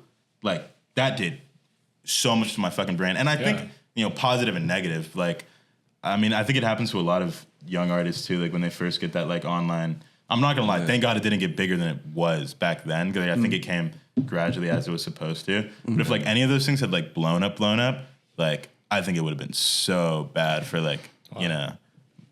That's something that like I've been hearing more and more recently Yeah. from more and more artist homies who have had more acclamation to what they've been doing and their recognition. Every one of them says that. They're like, some people say they miss when it was a little bit slower, when it feels like things didn't run as fast. And then some people say like, I'm so glad I'm so glad it took as long as it did, because I would never have been ready to receive the amount of like attention or the amount of recognition in general for anything, because you just don't know how to do it. I feel like that's how it is. Like you always feel like you're ready. Yeah. And then like 3 months down the line, 4 months down the line, a year down the line, you're like, oh, dude, I was not ready at all. Dude, I thought I was so ready at 16. Like, so I got my first, like my only major offer when I was like 16, right? And I turned it down. But I remember like at the time, I was like looking at that shit and I was like, dude, I could fucking do this. I'd only been making music like seriously, or seeing any type of money off of it for probably like 6 months. Maybe 7. Wow. And I was out here in LA and I felt like a grown ass fucking man. Like I really thought like I could have handled that shit. Dude, like it's only been like 3 years, but I'm looking back like holy fuck. Like every single year onwards I've been like holy fuck. Compounding in knowledge and experiences. Thank you God. Like what the fuck? Like it's insane, you know? Like and it really has a way, honestly the industry has a way of making you feel that way too. Cause like you can be surrounded by older people out here, but like I'm not gonna lie, it's like the tiniest bit strange. Every entertainment field is like this, but it's the tiniest bit strange, like how grown, like how adult people are willing to treat teenagers as long as they are serving a product. You know what I mean? Like, and to be fair, like it wasn't like I was walking around those rooms like 16, being like, "Hi everyone, I'm 16," but it's like. It's like, dude, like it's just like they were like people knew I was 16, and they're also talking about you like, oh, the talent. They're not saying your name; they're saying the talent. The talent, bro. It's like I don't know. Like the older I get, the more I'm just like, holy fuck, you know what I mean? Yeah. And it's hard because like we have younger homies that like are around similar ages, and like they're having those experiences now. And like they don't know, and you can't tell them. No one could have told me. People tried to tell me, like my closest friends. You know what I mean? Like I was around like Eric and them, and they would always be like looking out for me, and I'd be like, you don't have to fucking look out for me. You know what I mean? Like I was outside when I was like 14, 15. I was doing shit I definitely shouldn't have been doing. So why would it be different in like this industry? You know what I mean? But and like they were only like a couple years older than me. Like they were only like 18, 19, 20, 21. You know what I mean? Mm-hmm. And even they were looking at me like, dude, like calm the fuck down. Like you know, they come and like it's like fucking it's like. Be careful, you know what I mean? Right. But you just can't tell 17-year-olds that shit. They don't fucking listen. Like, and they have to go through like the hard lesson sometimes. Or see someone else like doing the same thing as them get fucked over or something. Yes. But the fucking inevitable industry ego death. Yeah. And that's like, to go back on community. I feel like that's another big part of why community is so important, and it's because you don't have to repeat every one of those mistakes. Yeah, people could just tell you about them, and they could tell you about all the when it's time to start. I mean, of course, there's a reason why there's lawyers involved with deals, but in the beginning, as many people know, like you may have a lawyer, but could you afford a great lawyer for that contract, and did they really get you the best deal as possible? And you're going to talk to a bunch of people who said, yeah, I've had 5 or 10 of those offers thrown at me of that number of that set, and here's why they're wrong. You don't need to go pay a lawyer to tell you that. You could go ask the homies who have had several of those deals submitted to them. It's super interesting too, because like there'll be like it's so many things that you like don't even know that you'd have to look out for. Like like not you would. Oh my god, sometimes like because it'll happen so fast. It happens so fast. It happens so instantaneously. Like 1 month. Like you'll have a song drop, right? The next 2 weeks, now you have a manager. The next 2 weeks, now you have 5 offers, right? Not even agent. You don't even know your man. Like you have not known your manager for like a couple months. You don't even like that person is not someone you would invite to a family fucking dinner. And now you have to trust them and make sure that they can find you a lawyer. Or dude, sometimes like these labels will be like they'll talk to fucking judges. They talk to me and be like, oh, we'll slide you a lawyer. Yeah, what conflict the fuck? Of fucking interest. Dude, or like managers that are also label heads and they're like fucking double dipping. And it's like, I don't think I'm not trying to be like an industry's villain here because it's not. All of these people are just trying to get through the day. People in the industry that give the industry a really bad rap. And honestly, bro, sometimes I think it's like a bigger problem with just like the system itself. You know what I mean? Like I think a lot of these, because I know people that have like been A&Rs and like, like it's not. I used to be a very like A&Rs are like bad fucking people, but like they're not. You know what I mean? They're people that just they're trying their hardest. They're doing their job. There's so many people that are passionate like fans of music. You know what I mean? And they love it and they want to see artists succeed and like they just love that it can be like a job. Yeah. But like, dude, the way that this industry works sometimes and like the way that they are trained to like handle artists, like it's fucking cooked. It is genuinely just cooked, and it's not their fault. And it's like not a lot of people's fault. It's like we just need to take a harder look at the way that it works. But in the meantime, I agree the community is the strongest way to work around it, you know? Because then you feel like you can circumvent all those things. Exactly. Like, exactly. all you gotta do is text one group chat, and everyone's like, Yeah. "Don't do that," or they're like, "Yeah, maybe do that." Or Yeah. here's like 5 resources who don't fucking want all your money to like tell you what you should probably do. Yeah, it's becoming less and less irrelevant to like the standard way of doing it, I think. Like because you can do pretty much anything on your own if you know the right people. Like if you know the right people and like you have the right talent and they have the right talent, like, you know, you don't need like $100,000 advance anymore if you just like have you know, a budget for yourself and like a director and like, you know, a creative director or like, you know, a manager or anything. Like you can do all of these things yourself, you know, like team. And I think team. that's and like the- friends, yes. you know, friends that become your team, really. And don't let a don't let village. someone else prescribe that for Yes. It's very important to get to know people. You know what I mean? you. Like, Yeah. I mean, we talk about a lot like this, not similar, but like kind of similar for us, like as creatives, like working with labels. But I think, as you said, it's really viewing them as like viewing you guys like products. yes. And a business side of it, it's like Yes. we just need to make this and we need to make this work. So it's like you kind of detach the humanization of it sometimes on purpose if they're bad, sometimes not on purpose. Yeah. It's how business is. But the community is really important. I think off that too, for both of you guys, is there anything you guys learned so far in your journey that like is a big lesson? Like whether it was a failure that happened that you guys would tell yourself like 10 years ago, or just things that like if someone is going through what you guys have gone through, what would you tell them? You should say it. Me? Okay. I think the biggest lesson I learned was just to be kind to myself. Because nobody's going to be like, I'm lucky I have you. Very lucky to have you. And like somebody like Mikey as well. Because I'm so hard on myself, dude. It's bad. Like I'm really like my own worst enemy. It's the reason I have not dropped music as much as I should. But I think just to be kind to myself, like that's like an important lesson. And it's something I definitely would have told myself, like, dude, not even like 10 years ago, like 2 years ago, last year, a few months ago maybe. I should tell myself every day, actually.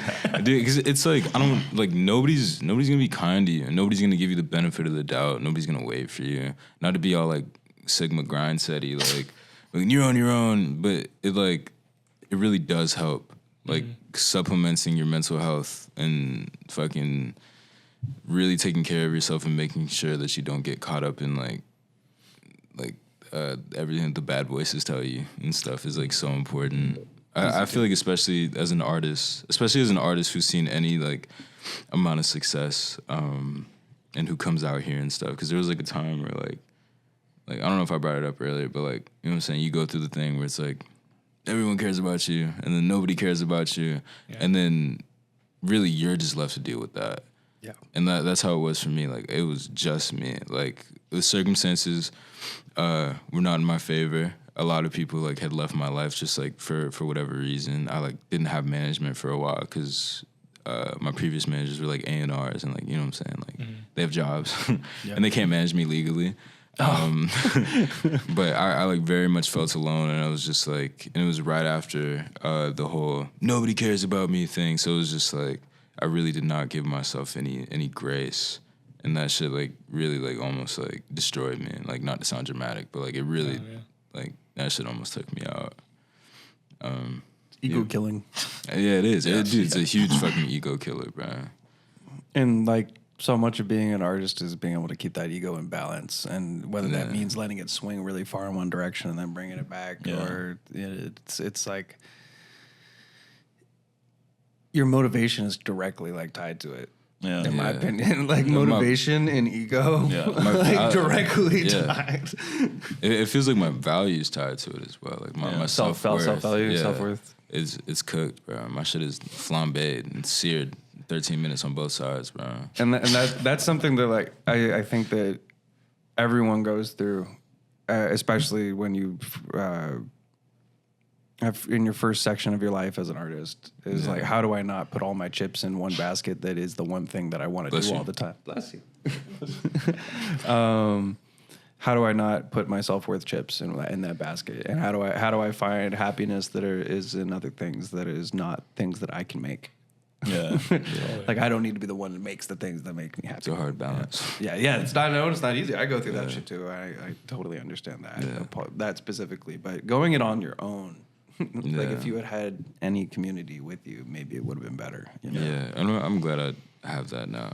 To whatever degree, I have a few people. Yeah, exactly. And they feel like a whole village, which is awesome. Yes, exactly. Yeah, Great I think fucking people that's around another you. thing as well. Like, I feel like a part of being kind to yourself is like opening yourself up to having Junos and Mikeys in your life, and cause that's like a form of self-love. Just like being open to other people's love and not pushing people away. Yeah. He tried really hard to not let me push him away, which I appreciate.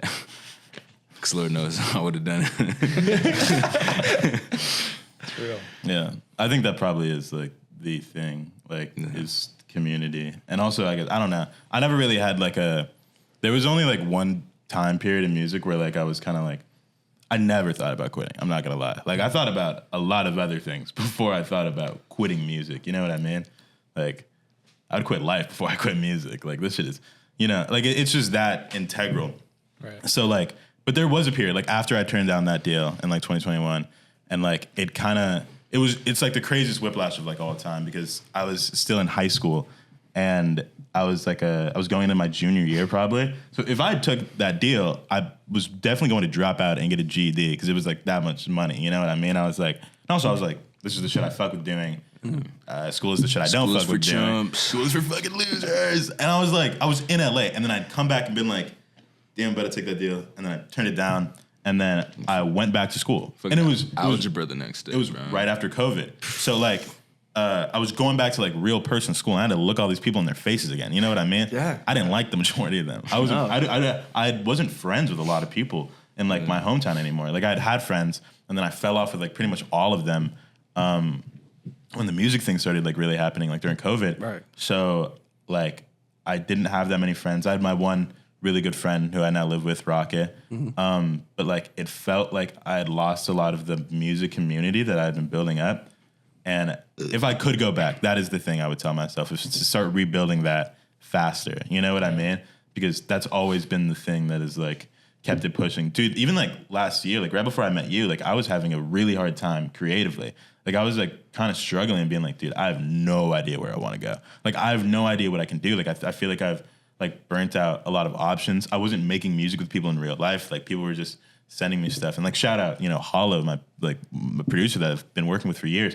Because he was one of the only people that like never gave up on me. Like never, ever, ever in a million years gave up on me, would constantly be hitting my phone, be constantly trying to create. But it was just difficult. Like I was stuck. And then I met Daniel and it became like this force of just like inspiration and creativity. And like he was having a hard time like releasing or like making shit, but he was still so full of ideas and full of life and love for the craft. You know what I mean? I think I got really caught up in Love the craft. In like bullshit and like industry and like the way that this shit was going because I was managing myself. Like I had to do a lot of shit that like other artists just kind of get to be artists and I had to be an artist and like a fucking like dickhead too. And it was like really difficult. I got lost. I got removed from the art for a bit and then I met him and it was kind of like, oh my God, like I'm all about the art, man. There's a way to love this. You know what I mean? Like there's a way to like really throw yourself back into it. And like I feel like since meeting you, like I have, like I don't know, it's like become my life again. It feels good to wake up and like work on music. It made me cry. I'm saying that's serious. It was the same way when I met Mikey. It was like insanely impressive, like meeting someone that like would wake up every single day. Because he really, Greek starts something every single day. He starts and finishes something every single day. It's one of the most impressive things like I've ever seen. You'd be surprised. It's weird to meet artists that enjoy making art or like genuinely like practice it like every single day. Like he knows how to practice. Like he's going to the gym. Like and enjoys the practice. He's doing reps every single day. The best artists I know are not doing reps and every single day. Once in a while, a practice will turn into a not practice. Exactly. It'll turn into a final. Exactly, dude. Like it's insane. Like I think all of that happening in like a couple months span of time really changed my outlook on this shit. Like for the better, as well as just aging. So if this is like an advice section, like I think every artist, any creative, like whatever it is, should just give themselves time. Yeah. Time and grace is probably the best thing you could ever give to yourself. Because like you said, like no one else is going to go out of their way and give it to you because they probably don't even know to give it to themselves yet, Yeah. Well, I would say also on the other end of like give yourself time. As long as you started something, you know what I'm saying. Give yourself time, but as long as you started something today, you know, because I think some people will take like, I need to give myself grace and give myself time, and they'll take it a little bit far sometimes. In my opinion, like they'll be like, I can't start that today. I'll start that tomorrow. And you start telling yourself like I need to give myself grace in times where you did, and then now maybe it's a little bit too much grace. Or maybe we're taking grace a little bit too often, actually. It's always hard to see, but I feel like, in my opinion, it's not grace. No, it's like procrastination. Sometimes. And it's like it's like self-disservice. Like it's a lack of discipline. Mm-hmm. So that's all I want to add to that is like give yourself grace as long as you've started something every single day. Yeah. Discipline is super important. And I think it's also like you were saying, it's a disservice to yourself. So like when you're giving yourself grace and time, like you should. It means like, dude, if you have like a 9-to-5 job and like you're tired as fuck or like you have all these things, brother. Like if the creative thing is the thing like you want to do or like this is like the venture, give yourself that time. Like give yourself that. Like that is self-love. That is self-love. You know, like it literally is because this is the thing that will service you longer in the long run. I mean, I was doing music for so long and like, you know, in my freshman year of high school or whatever, like I had a shit ton of friends. I was going out like constantly. And I wasn't really like working like that. Like I was doing it, but it was like so passive. And then I didn't have a choice. Like I fell off with like a lot of those people. And then I was stuck doing nothing but music. And like, ironically, like that is, you know, when a lot of the best stuff happened for me. But a lot of people don't have that opportunity. A lot of people have like real life stuff like going on. Yeah. And it's like, you still have to make time for this shit. Like if this is the thing, like you say you want, and I guess this is like someone of the, like I have a very like, you know, if you want it, you have to do it. Like no one else is going to do it for you. 100%. Oh my God, yes. Like it's like the only thing to drive home is no one else will do it for you. No one else will do it for you. Like you, and like, that's okay. Like that's good. You know what I mean? Like you wouldn't even really want this shit if it was easy. You wouldn't want this shit if it was handed to you. Like you wouldn't want someone to do it for you in the first place. You would not want that. You wanted to do it. Exactly, dude. It's an actual satisfying feeling, and it's like, I don't know. Like dude, we want this shit so bad. Like we live and breathe this. Like we wake up and talk about it. I mean, we live and breathe a lot of other shit too. You know, like we live and breathe like iced coffee and burritos and like and vapes. But like, you know, essentials. Exactly. But like the music thing, like that is like always like the shared.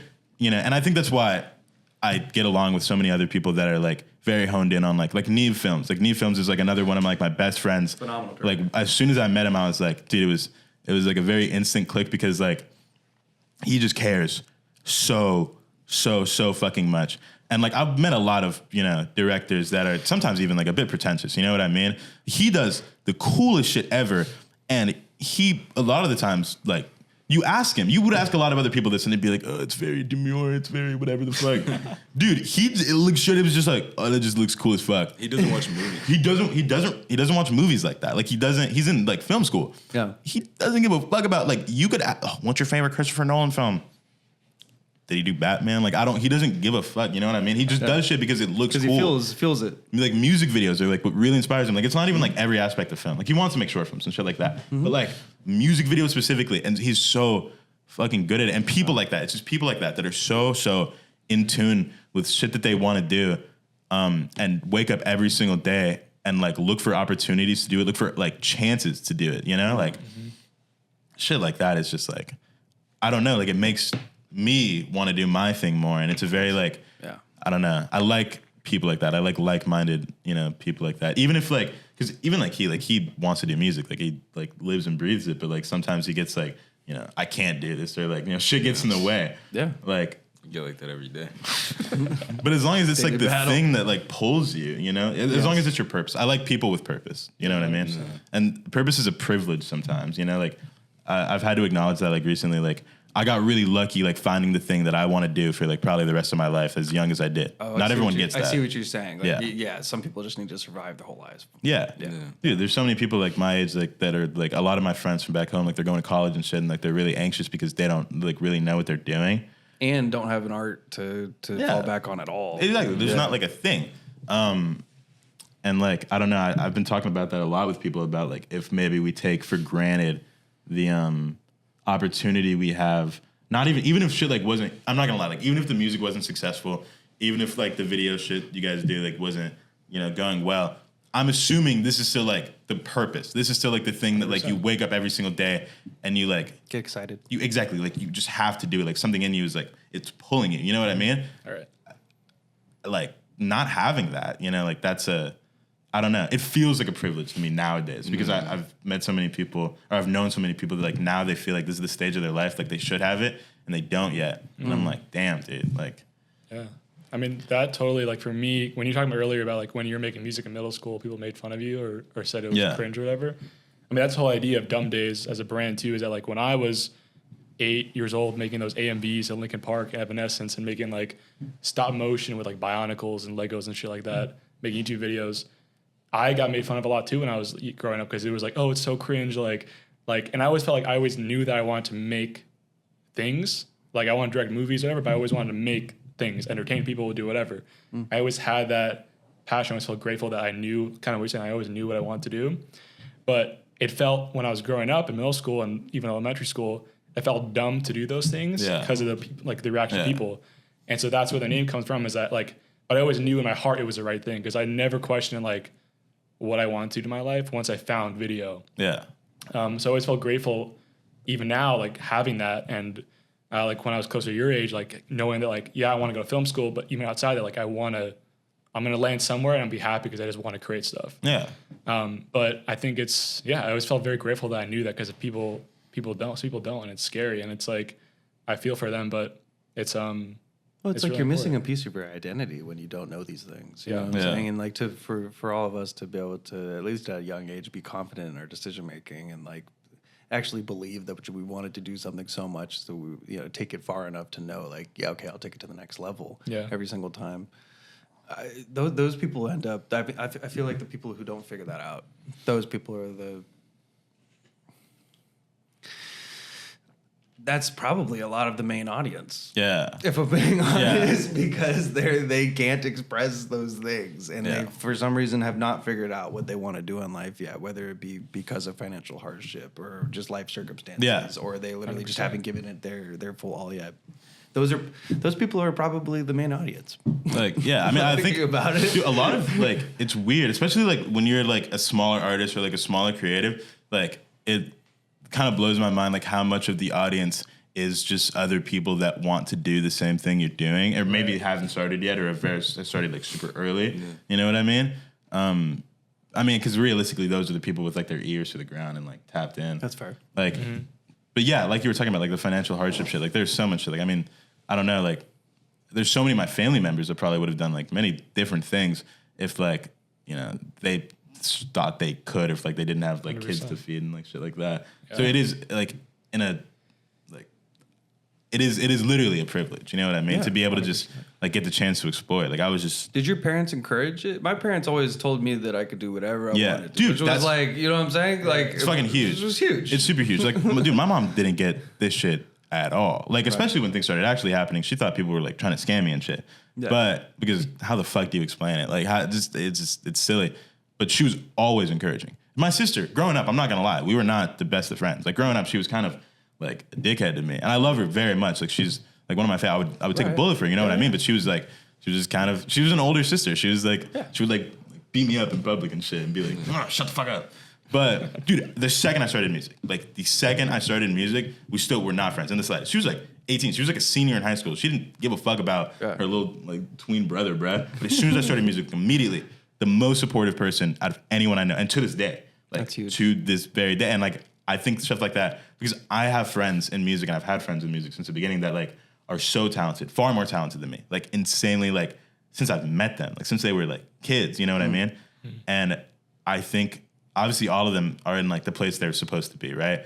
But some of them just didn't have supportive families, or like, and a lot of them are queer, you know what I mean? So a lot of them had like didn't have families that like didn't support their being, Them being, yeah, exactly. and like that's insane. That's like an insane disadvantage. Like that's so to not feel believed in at all. it's fucked to me. It's Yeah. like super fucked. It's a privilege, you know? Absolutely. 100%. I mean, expression is privilege. Yeah. Did how much did your mom play a part in any part of your music career? Really nothing. Nothing at all. No. I mean, she's like, she doesn't speak English. Right. So she doesn't really understand my music. And I think, dude, it's funny that we were talking about like privilege when it comes to like this shit and like trying not to take it for granted. That's like one thing I always try to remind myself, because I really dug myself into this hole. Not to call like me making music. No, but but it's, I like, know what you mean. I dug myself in the hole of like, oh, this is all I have. I can't do anything else. I'm not good at anything else. I graduated high school, barely graduated high school with like a 1.5 or like a 1.6 or some bullshit. But it's because I didn't care about school. And it wasn't even like I sacrificed school for anything else because I wasn't making music. I didn't care about music. I just did it because I was like, no, fucking homework is dumb. Like, I was like, dude, homework is for chumps, bro. You never catch me doing that shit. But I don't know, like, I like really like fucked a lot of things up for myself throughout my life in like a conventional sense. So yeah, like music's it was like a double-edged sword. So yeah.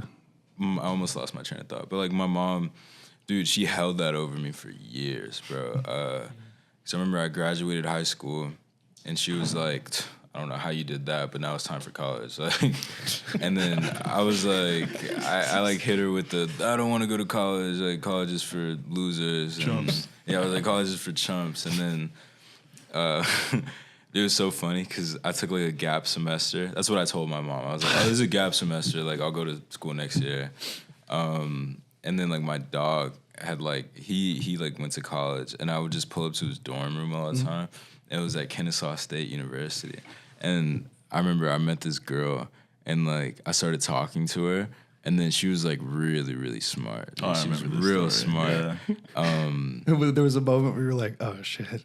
Dude, she was like a psychology major. She was like, she loved like all that type of shit. And then I remember I was like, ooh, maybe school isn't that bad. I was like, Smart ladies. I remember I like enrolled in the, like this like community technical college that like has like a 99% acceptance rate.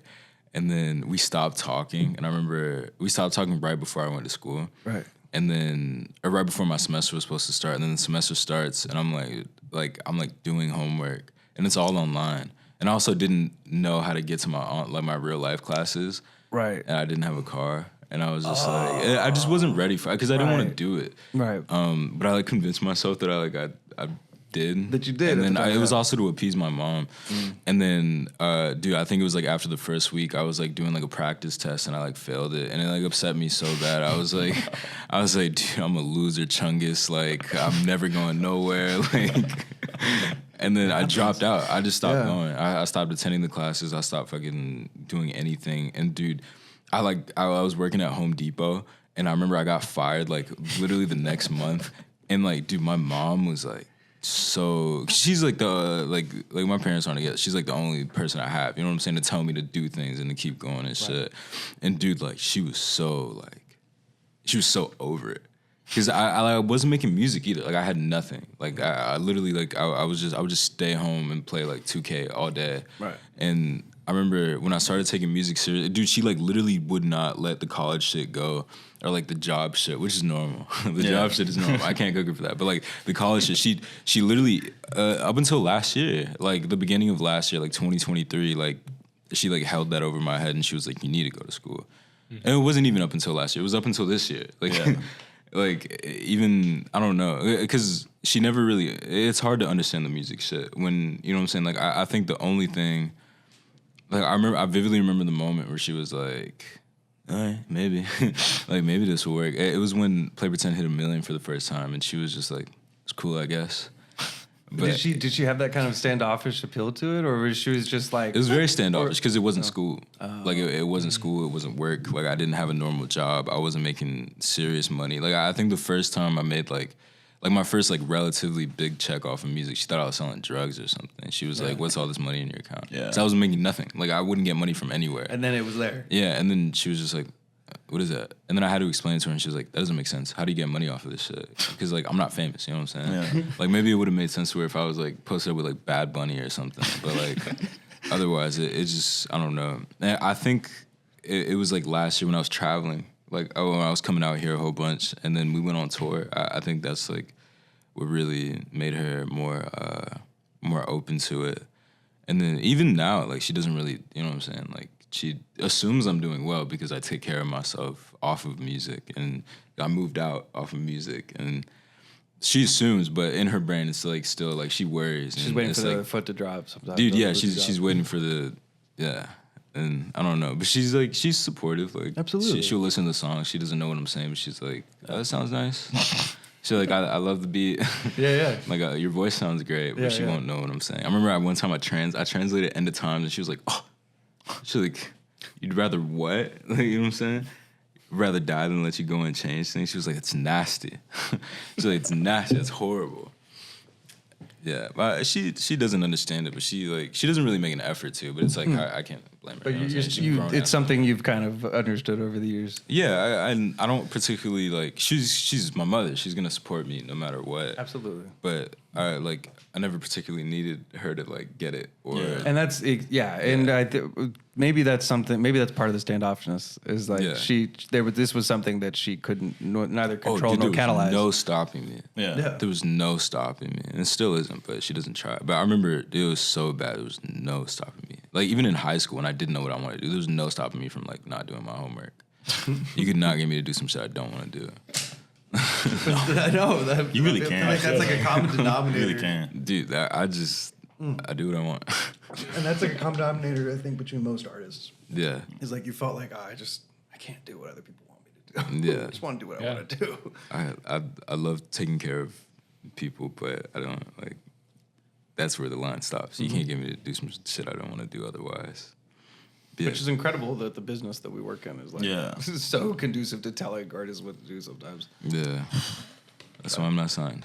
Yeah. Amongst other reasons. What time is it? How long have we been running here? Oh man, Good we're amount going of for time. our hour and 40 now. Jeez. I know. Jeez. Can we get it too? Also, if they don't work, oh shit, we ran over a little bit. Yeah. Um, Damn, man. Great conversation. But I know we do probably have some closing questions or comments possibly. Yeah, Is there I anything think. else? I mean, we really touched on like because I think the big thing for this podcast too is closing on like advice. But you guys really both said some amazing stuff. Touching back, I guess, kind of go back to where we started, though, talking about like, I guess more Juno for you, like the hyperpop like categorization. I think now obviously you're expanding and just kind of switching your music. Like, what's coming next? Like, what's going forward? Like, how do you see it? I really liked the way that Underscores described it, bro. This discourse happens like multiple times a fucking year, every year, and it's been happening for like 3 years. Dude, I feel like an old man at this point, and I'm like 19. It's like almost annoying, but I've always liked the way that April describes it, like Underscores, every single time. Like even back in like 2023, like the beginning of 2023, she wrote a paper. I don't know if she ever like put it anywhere. I don't know if I'm linking. She wrote like this paper. It was like a 5-page long essay. I've never seen anything like it. And she posted it like to like a very like it was a private group of people. Yeah. And it was this whole essay about hyperpop and the nature of it. And then she took similar ideas and like talked about it in an interview, I think, later that year, if I'm correct. And it was really sick. It was talking about how like obviously I'm not gonna lie, I've like grown out of a lot of the sounds that used to excite me, and a lot of the shit that I used to do when I was frankly worse at the craft. And it's cool to me that a lot of those things mean a lot to different people and that they form connections with it. But obviously my connection is with something new. But I think the thing that always excited me, and the shit that she talks about, is that even though a lot of the artists that are from the scene and from shared, feelings and communities have branched out into a lot of different soundscapes, I think the thing that was always the coolest about hyperpop, to me especially, was that like it felt like something new. Like the energy, because a lot of these songs sound very fucking different, like insanely different, and they pull from different inspirations. You know what I mean? Totally. They pull from everything from like emo and punk to Sophie and like electronic music and like Even, like, EDM rap. and club and rap and hip hop. A lot of hip hop that gets a lot of like discredit, but like they a lot of different artists pull from very different things. But the thing that was shared was one, that a lot of us were just friends, and the second thing was that like it was a feeling, like it was fresh and new. And so I don't know, I'm stepping out of that shit, like a lot of it, you know what I mean? Like I'm just, Totally. and maybe I'll come back around to it, but I want everything to feel the way that Hyperpop did. I want everything I do from here on forward to still feel, because I want to feel the way I did when I first heard that stuff when I was 15. It blew my mind. It changed my life. And I want to I want to continue giving that feeling to other people, if I get a chance to, like I want to keep creating, like with everything that we do together, like I always just want to, you know, have someone hear it and like scratch a part of their brain that they didn't know was there. Because that's really what it was for me, at least, you know? Yeah. That's all it was going forward. It's like community also. It's like than actual like sound, really. Yeah. I think that's a beautiful way to put it.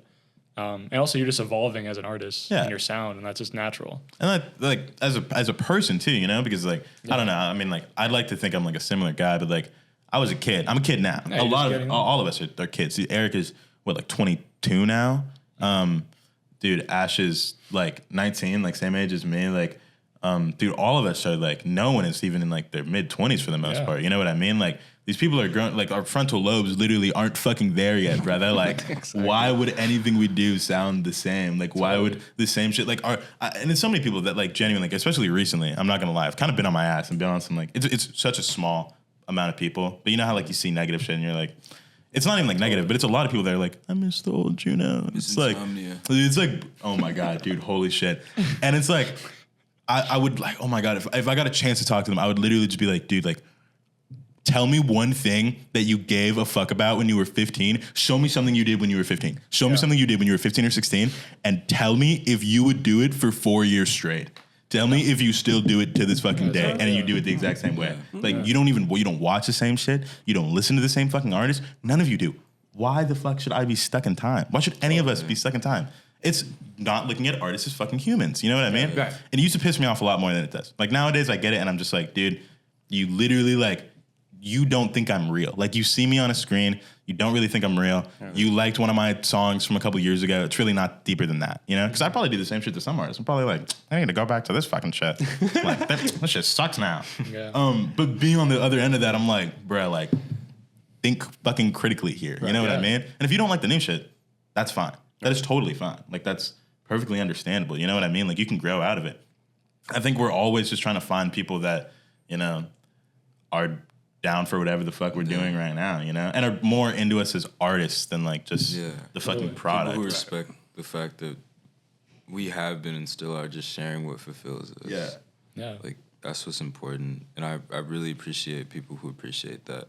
Yeah. Because it's like it's nuance somehow, apparently. And it kind of sucks sometimes because like I've never been one to like hold music for an extended amount of time. Yeah. So I've like dropped like so much music in the past like 3 years, and people have like, you know, watched me make my mistakes, my creative like, you know, mishaps like in real time. You know what I mean? Like, I've like dropped a project and been like, oh, this is so good, and then like I've like read reviews online being like, because in my brain it's not that fucking serious, you know? Like, it's like posting a YouTube video for me or some shit like that. Like, the music is really serious to me, but I'd never. Until like last year, I think I would never thought about like an audience that was looking at it and tracking the discography, because that's the thing that really fucked with me. And looking to critique it. I was dropping a project, like my third project or some shit like that, like another EP, and like reading reviews online that are like compared to the first or second EP, and I was like, who the fuck was listening to that shit? I was like, who are you people, bro? Like, what the fuck? Who are you people? Like, where did you come from? Like, who the fuck has been keeping track here? I move a little differently now. I take things a little differently. But I don't know. It's weird. It's all weird, dude. It's all silly and strange. It's all fun. It's all new. Yes. I think like let's all be honest. It's all very new to most people. I would say, like, just like being at any level which you've achieved or which anyone has achieved in their life that's involved in all of our friend groups and communities and whatnot. And it's like, it's all very new. And everyone talks about like things as if like it's been going on forever and ever and ever. And a lot of the problems with what we do, it has been going on for, like, especially people not looking at artists like people and things of that sort. But it's all so new to all of us. And all we have is all of our, collective observation of the past 30 years of what's been going on. Dude, there's no manual. That shit really fucks with me. There's no manual. That shit really fucks with me. Like, we have been talking about it so much, but like, there's no, bro. Dude, like, in like specifically music. Sorry, I know we're like so over this fucking runtime. But like, you're good. Dude, we can end it whenever, by the way. Yeah. You could literally just say something profound and we could cut it whenever.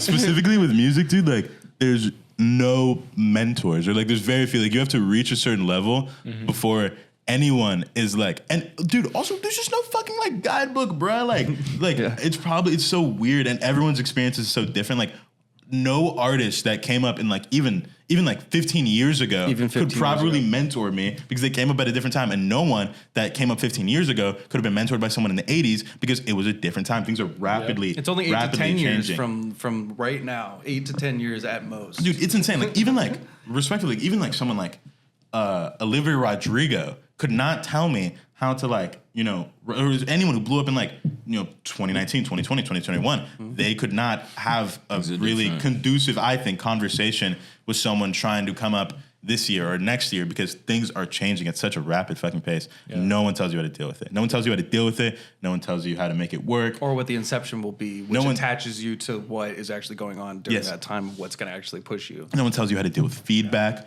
No one tells you how to evolve as an artist, obviously. Yeah. Like, all of these things are things that you just, so personal. You just take it to the fucking chin and keep pushing. You know what I mean? Yeah. Yeah. You're going to roll down the hill and you're going to sustain some injuries, but you're going to fucking keep going. Yeah. I think it fucks with a lot of people, you know, like putting that first thing out into the world that like actually gets like looked at critically. Because I think when you start with music, a lot of the time, like, you know, people are just kind of blindly telling you it's good. And you have to be so bad, to be honest, to like for people to be like, oh, this is really fucking dog shit. Besides like a couple comments like here and there. Yeah. But like eventually you get to a point where like you do something and a lot of people like it. Like you have a group of people that will like it. And you have a different group of people that will like actually look at you like very critically and start talking. And like they're not even like really just shitting on you. You couldn't even really call them haters. Like to flip them out, you could be like, fucking haters. But like they're telling you shit you should probably listen to. And art is so personal. Like I'm not gonna lie, when I first read those fucking reviews, I was like, that shit hurt me. I responded to a few. Dude, I was like fucking gutted. You know what I mean? I was dying about like, that. But there's a lot of artists that just like, or like creatives in general, in any medium that like hear that shit. And I'm not gonna lie, like their career stops right there. Boom, that's it. You know what I mean? Because like, it's like a piece of their soul that's now on the internet or now in any sort of space that like, they just got fucking, you know, shredded in their view. I mean, they can't take that. Yeah, once you release something, it's just like not yours. Yeah. It's not yours anymore. Yeah. That's what always scares me about releasing. Oh, just giving it away. Yeah. Giving it up to the people to judge. Because it's so awesome and epic when it's sitting unreleased, but like once it's out, it's just like, ugh. It really doesn't belong to you. Yeah. It's like, not mine. You're like, what's next? Yeah, I'm on what's next right now. Yeah. Shit's still unreleased. But that's the best way to make any art, though. Is that just truly feeling it and evolving and sticking to a sound or anything is just a disservice to not only yourself but your art. Like it limits it. People that don't understand that, like the irony is that people are like, if you stuck to a certain sound and then eventually they'd be like, he needs to switch it up. Like doing the same shit for like 8 years. It's like it's like that's like the other thing, dude. Like the reason I started making so much different music for like a while is exactly what you just said. Like I was so scared of the same song syndrome. Dude, I was getting a couple same song allegations. You know what I mean? Got a couple fucking people being like, switch it the fuck up. And then you switch it up, bro. It's just like no one will ever be fucking happy. Yeah, like that's the thing. You can't please everybody. You literally just can't please everyone. It is a dying mission to try to do it. And I see some artists, again, going the wrong way of that. Like, they like get criticism and they just lean so far left. Yeah, and it's like, okay, realistically, you could have done something to make your fans fucking happy. Yeah. You know what I mean? Yeah. Like, maybe listen to the people that want to see you succeed. Maybe don't publicly shit on them.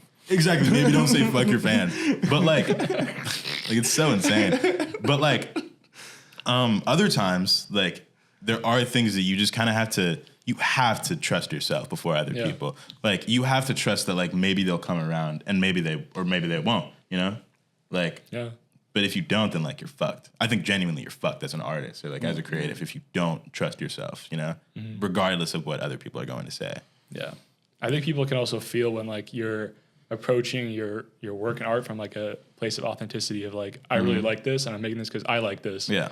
And like even if like someone changes their sound and it's something you don't like, I think in the legacy of it all in the grand scheme of things, like people will appreciate that and see that. Like it's a totally different feeling, I feel like. That's really cool. Also saying earlier about like not being mentors, I feel like the mentors people have now, like especially for music, going back to like the idea of like people being products, like they'll give you advice and stuff that helps you in the short term. Yes. Like how can we make this right now that's working right now, like maximize to the potential, but maybe to the detriment of like your long term and like your legacy of like that. I feel like a lot of the industry right now, like it kind of looks at artists a bit like not again to be like fuck the evil industry, but I think a lot of them are being trained right now to look at artists like stocks, you know what I mean, and investments that will hopefully have, because all it takes, like the way that labels work is you can throw so much money at like kids that like may or may not make that shit back, all because if one does it, like if one artist makes it back, then it pays for like all the other ones. So like.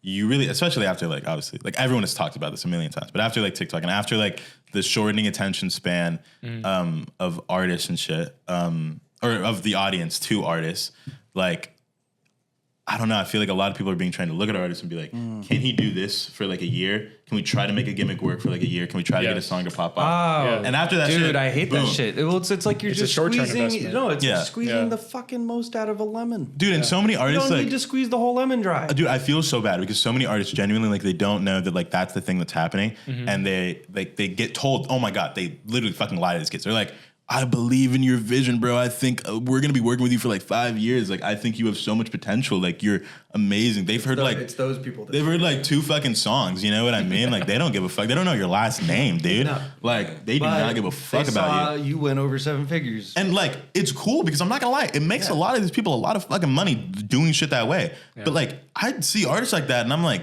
dude, fuck me. Like, this person was working for like 5 years. Like, this was the shit they wanted to do for the rest of their life. It's not like you can never come back from like being dropped or like shelved or anything. But it's like, dude, you have most of the time one career. Like, you have one career to get it fucking right. And like, that shit is fucked. Like, you could have fucked it all up. Like, I don't know. But I do believe, Does feel that obviously, way. I believe in like, any industry, but especially in this one, that like, you only lose if you quit, That's yes. And if I was to end the podcast on anything, if we didn't have any other questions, like this shit doesn't stop. People do. That's like bottom Machine line. keeps That's a going. quote that's not mine. That's a quote that's been learned from other friends. But that's I would like have believed it was a G. no. It delivered it really sounds strongly. like something. It sounds like something I might say, but I didn't come up with this one. But this shit really doesn't stop. People do, and that's the only thing that keeps happening is people just quit. And that's that. And then people fill their place. And, as long as you can stay happy and keep making the art you want to make, it's all that matters. It's all that matters. Because, again, this shit does not stop. It will always be here for us. We just got to keep going. Well, thank you for having us, genuinely. Absolutely. Thank you guys. Thank you so much. Thank you. Oh, man. Lovely. Well, man. Appreciate it. You guys for coming so much. Are we Moving. feeling caffeinated enough? Or do Yeah. we need more caffeine? Like halfway through, bro, I was like trying to put on my lip balm thing, and my hands were shaking. I was like, Dude, I was like this. Dude, for yeah. a while. Yeah, it was fucking with me. Do you guys not drink caffeine all the time? Nah, we drink coffee every morning, but I had that was the thing. I had a coffee before, top and then of it? dude, this shit is insane. This shit was Yeah. this yeah, one. I didn't have coffee before. I'm just bitch made.